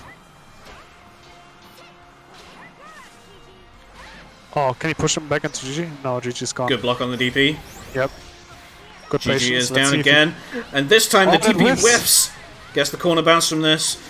Ends it with the M up dog. Yeah. Oh, gets the big counter hit punish on the spot dodge. I'll just Good get use of overdrive. overdrived. Expecting to see Now that he can- overdrive yeah. return, but nope, just runs directly into that standing fire heavy. And yeah, Lobster's taking our first game here. Once that bracket reset. Of course, if you're new here, maybe you haven't seen a double elimination tournament this far in before, Lobsters is on the loser's side, which means he first needs to reset the bracket if he wants to win the tournament. That means he's got to win 2 sets in succession against ZK if he wants to take first place here. He's cleaning the ground a little with sweep. Full screen gaming. Just a little bit. There we go. It's a really good sweep. So that's another thing. Throwing out GG every now and then can really help against people who like to jump a lot. You get like tagged by GG and like just come back down. Can be very frustrating. To answer the question in the chat, overdrive lasts until either the end of the round or you get hit 3 times, or until you spend it on super. Yeah, it's like 90 seconds long or something. It's 100, so it's more than a round. Rip. Yeah. It's a very big buff. I remember when I thought it was like 15 seconds. Yeah, I don't know why the hell either of us thought that, but we sure did at some point. Oh, GG just tanking the fire, but what a good lad. Let's Sweet. go, GG. GG, the MVP. You're up, GG. Oh, a little bit of a panic DP, really kind of for the first time in this tournament. Good sweep, goes to the Sweep side again, swap, side nice. swap. Nice in the con. Oh, gets the big count anti-air. And again. That's really good. Like he can jump in with a block button as much as you want. That button is air unblockable. Ooh, DP blocked for once. Oh, big damage here. Oh, honestly, if ZK keeps jumping in and he doesn't have, and like Lobster doesn't have DP, going for close medium anti-air might be an idea. Sure. Ooh, yeah, and that throw is going to be enough just for him to take the round.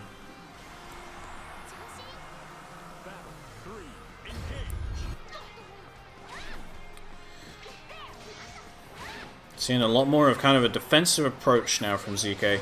Trying to cover his kind of forwards options with that fireball. Using his further ranged low normals when he can. Yeah. Good pull in. Blocks high. Corrects. Correct guess. The overhead slid. Okay, now he's in the corner. It's scary. Will the DP come out? Might see the DP. Oh, We're gets near the the point sweep, where he gets can the use side that swap. overdrive as Oh, well. wait, he didn't block. But doesn't get the full conversion. Overdrive through the projectile, however, I'm not risky option, yeah, when you can just be counter hit out of that. Yeah. Surprised. I think He pulls him in, let's see what happens. really just his Oh, yeah. focus right now is he does want to be in that overdrive whenever he can. Good sweep. And yeah, just wonder if- catches ZK mashing and wake up. That's really good. I wonder if going for spot dodge might be play. If spot dodge, like, you know, avoids the DP, avoids the overdrive. Could that well situation. be, yeah. So yeah, he's doing well. Despite everything. Yeah, and kind of a bit of a difference from their set in winner's side. Yeah. Lobster up 2-0 at the moment, looking to reset. Really good block there. Not getting... Oh, the backwards DP hit on the our side. DP. She needs it. For real this time. For real, Oh, I yeah. didn't get the extra conversion. Unfortunately. Oh yeah, gets sacked by GG again. Hey. Ooh, tries to intercept. Good idea, but a bit too low. Overdrive. Oh, Isn't quite spot dodged. almost. But that's a big life lead on ZK. Oh, this will kill. Ooh, unfortunate I'm sorry. drop.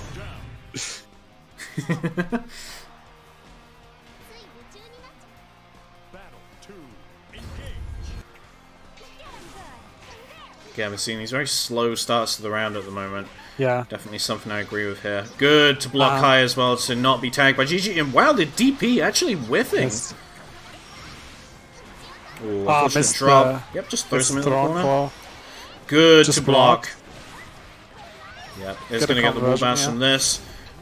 Goes to the far normal there instead of the sweep. Generally, you want to be trying to tag with the sweep at that point for the hard knockdown. Yep.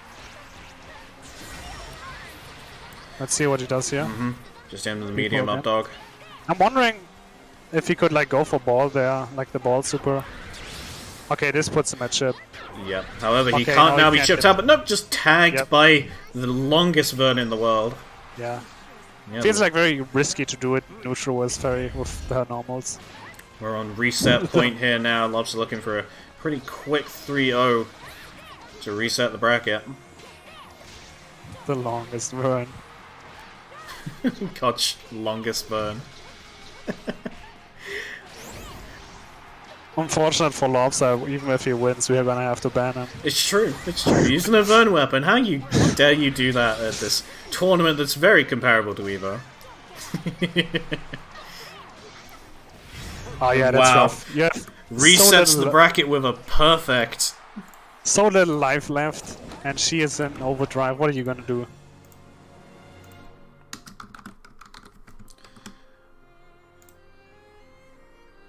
I think he's definitely gonna stick with the fairy this time around. It's working out well. I think so, yeah. 4 wins. Mm-hmm. And yeah, everyone get hyped as we are moving into our final set of the evening. True final. True grand finals. Our grand finals reset. Both players now just For a real, set this away time. from being eliminated. The winner will be the person who takes away first place at Beginner Brawl.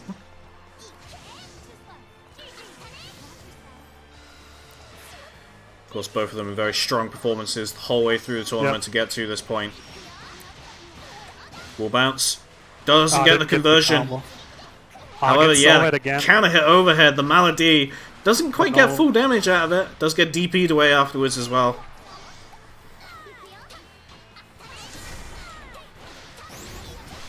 Good use of M-Wrecker there just to get in a little bit more. Got to watch now for that DP since it's back, but the overdrive could be popped too. Yeah, she doesn't have a lot of life left, so she probably might go into overdrive. Mm-hmm. And yep, we Yeah, are that seeing it is. here. Fireball coming out. See if ZK. Oh, Just he run gets in, a sweep. sweep the ankles. Yeah, she's fast. Gia is surprisingly fast, yes.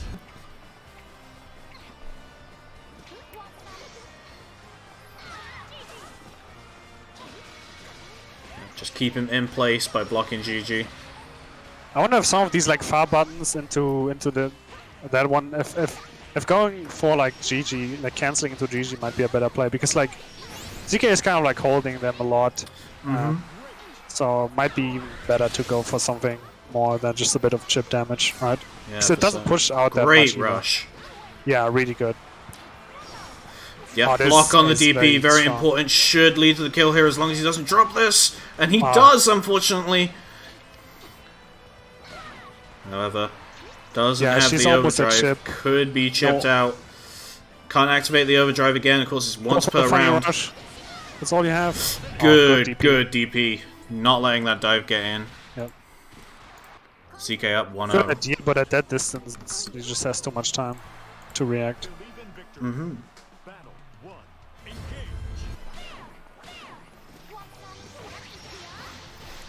Yeah, now winning that round start against Fairy is so important It's- for just kind of locking her down, because really all you need to do at this point is block that DP, and of course when it's relevant, block the overdrive. However, the DP Yeah. is the thing that comes out and hits. She's roughly at 50% health at this point, so one good corner conversion, she's almost dead. Mm-hmm. But now it's back to center screen. Yeah, evening up that life. Lobster's got that overdrive. I'd imagine he's going to want to be popping it. Just got to find the right time to do so. If you're back to the Oh, gets a wall, punish. DP'd. And yep, the overdrive is here. Oh yeah, he's trying to cover the jump outs. Throws him Oh, just good straight throw. in. Overdrive coming out from ZK. Both players unable to be chipped at this point. No more chipping. Seeing a lot of like very aggressive jumps, and I'm loving just the Oh. conversions from sweep as well. Oh, Yeah. that sweep could. Did she like? I'm guessing she pressed the button. Because Yes, it looked yeah, kinda it was a counter weird. hit.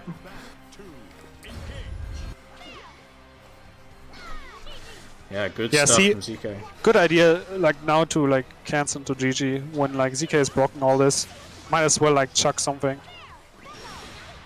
Gets the DP. Yeah, see now like ZK needs to hold that and like he can run up for mix. GG's See here. what This happens. time, yeah, Jump does slide. not get Yeah, correctly. let's go. Loses the 50-50. And now it looks rough. Does. She's The gonna go into overdrive is OD. here as well. ZK not quite having enough meter just yet. Really ideally wants to get it before he can be chipped out, but no, Yeah. just hops into that DP. Very, very dominating round from Lobsters. Good block.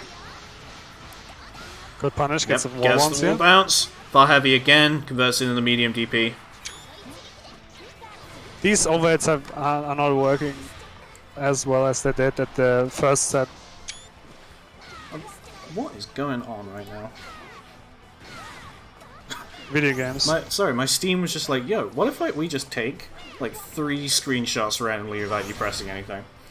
Let's go. Yeah, thanks for that. A little bit of tomfoolery on my end. See if he... Okay, he goes into MDP. So throw it. The overdrive is gone. Yeah, Good DP. now it's almost over. He could... 2 more hits and it's over. Yeah. Now he could pop overdrive and literally anything could kill him. But he's probably afraid to get like hit. Okay, that is the fireball. And yeah, ZK up 2-0. Completely different story. Yeah. What? Shutting up the hell is crowd. going on? My keyboard has just decided it wants to freak out for Shortcuts, some reason. It is 2-0, but we're having technical difficulties. I'm very sorry. Ah, No no, idea not what's fast going on. enough. Gets the combo again.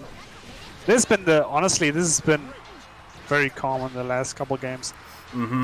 Just like slowly walk him down, then he with the like DP or just lets him in and this gonna Great push him out. overdrive. But it's still a bit of a mountain to climb. Gonna get pushed out. Oh, gets the chance. He blocks high. Gets the throw, has the corner. This is good. He can like convert into super. Oh, he can. That's just kills. Okay, I forgot. I forgot to do so much more damage with OD. Staying alive. Yeah, just staying in this set. The patience. Okay, no more Rekka, so now he doesn't have to worry about getting corner carried. Puts him closer. Oh, goes for the just throw goes for the this throw. time. It's the first time we're seeing it, I Yeah. think. Pulling out these new options is such Oh, a good the thing bait. to do.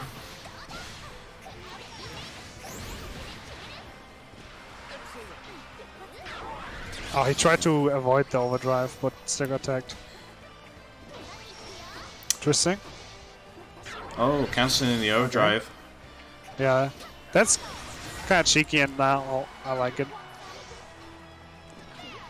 Yeah, Lobster with the life lead is pretty important here. Yeah. And might well get rid of ZK's overdrive in a second. One hit and yeah, it's good to get out of the corner because like with SSBA, oh, actually SSBA isn't available anymore. Overdrive is over. I just realized. Overdrive is over. Lobster's nearly got his own overdrive over. However, God. what the fuck Low was 7, that? I think. Yeah. I think he tried to just DP, but that worked out. I'm very sorry, you're not going to be able to hear me for just a moment while I quickly sort Sad. out my keyboard. Because it's not allowing me to change Oh, anything. So yeah, he's staying alive. So let's see if he can get another one on the board. Gets the big corner combo again. This is rough now. Like Vegeta is still at full health. Okay, gets the hit. Let's see what happens. Oh, no block button. Just crosses up. This is a good position for Furry. Unless you get hit by the punished. Good recognition there. Gets TP'd out again. No, yeah. He's just going for he's going for those sweeps because he doesn't want ZK to get in, but like they're more like preemptive just to, you know, in case she walks in, but like Vegeta's already in the air, so she just punishes the sweep. Good idea. Oh, gets it. Pushes them out again, it's good. And I'm back. I can't seem to fix the problem for whatever reason, so I'm very sorry that the scoreboard is going to be not accurate on this last game. However, for those who are joining us, it's 2 to ZK, 1 to Lobsters. We're trying to bait the overhead, but it's not been working out. Oh, gets the big hit. Oh no, this is punishable. Didn't get a big combo there, but... Good block on the didn't A-tracker. get the... Let's see if he... Oh, good DP. This is scary. He can't chip him anymore, so he has to get like hits. Oh, this might be it. It might well be, as long as he doesn't drop anything here, and he does not. And yeah, with that, ZK will be your beginner Brawl 2 champion. GG's to both. It was an excellent 2 sets. Yeah, good stuff. Yeah, great Good run showing. just in general for this tournament from both of you. Absolutely loved watching it. Yep. Honestly, I would argue probably the like highest level beginner Brawl we've ever seen. Really in is. Europe. Just kind of shows the strength and the determination of the new players that we're getting at the moment. Absolutely loved it. And yeah, I agree. I've absolutely loved commentating this top 8, and it's been a joy watching this tournament. We had 46 entrants in a beginner bracket. It's nuts. No sweep or anything. Like Lobster held his own really, really well. Even reset the bracket. Which isn't easy, right? So definitely shows that everybody here is very strong. It's incredibly good stuff. Absolutely loved it. But yeah, if you have enjoyed this tournament and you want to see more, I would love to refer you to the Hearts of Blazing Discord if one of the mods don't mind putting that link in. Or typing in !HAB in the chat, and that's where you can find all of this stuff. Just to see if I can still post my link, and of course I can't, that would be silly. However, sign-ups for Sapphire Dance can be found in the tournament discussion pinned messages of the Hearts of Blazing Granblue Versus section, and that is on tomorrow night, and it will be streamed in this very location as well. Like your journey definitely doesn't end here, whether you win or you lose, because I feel like it's beginner brawls like that are a very good starting point to like kickstart your motivation, especially when you're like you've been in the slump or you feel like you plateaued or you feel like you're not making the progress. If you've gotten far in here, you can definitely be proud of yourself. I mean, even signing up, you should be proud of yourself. But, take that motivation and, go continue, sign up for weeklies, sign up for Sapphire Dance, keep grinding, keep being at it. And, even when you're not signing up to any of these, you can definitely look over your sets. That's always like a really good thing, or you can ask for help. Watch back the tournament, the VOD, right? Like the commentators been given a lot of advice. So there's a lot to learn from it. Can only recommend. Yeah, and you're hearing that, of course, from previous beginner Brawl champion Saki himself. So hey. I mean, I know that like winning the event back then definitely helped a lot with motivation. And watching the sets back, and you learn from it, and you keep that motivation going until your next goal, quote unquote, is reached. It's a lot. It's fun. It's a good ass time. But yep, that will be it from us today. Thank you very much, everyone, for coming along. It's been amazing having so many people enter bracket. It's been amazing having you all here in the chat. Of course. Also a reminder to send top 8 image. Right, we're doing another top 8 graphic as usual. Send me the image as usual. Yeah. I mean, maybe you guys don't know, but we usually do the top 8 images. So send the custom one to me, and it gets posted the next day. Don't forget. Thanks. And of course, last thing is we do have the Hearts of Blazing circuit coming back. Yep.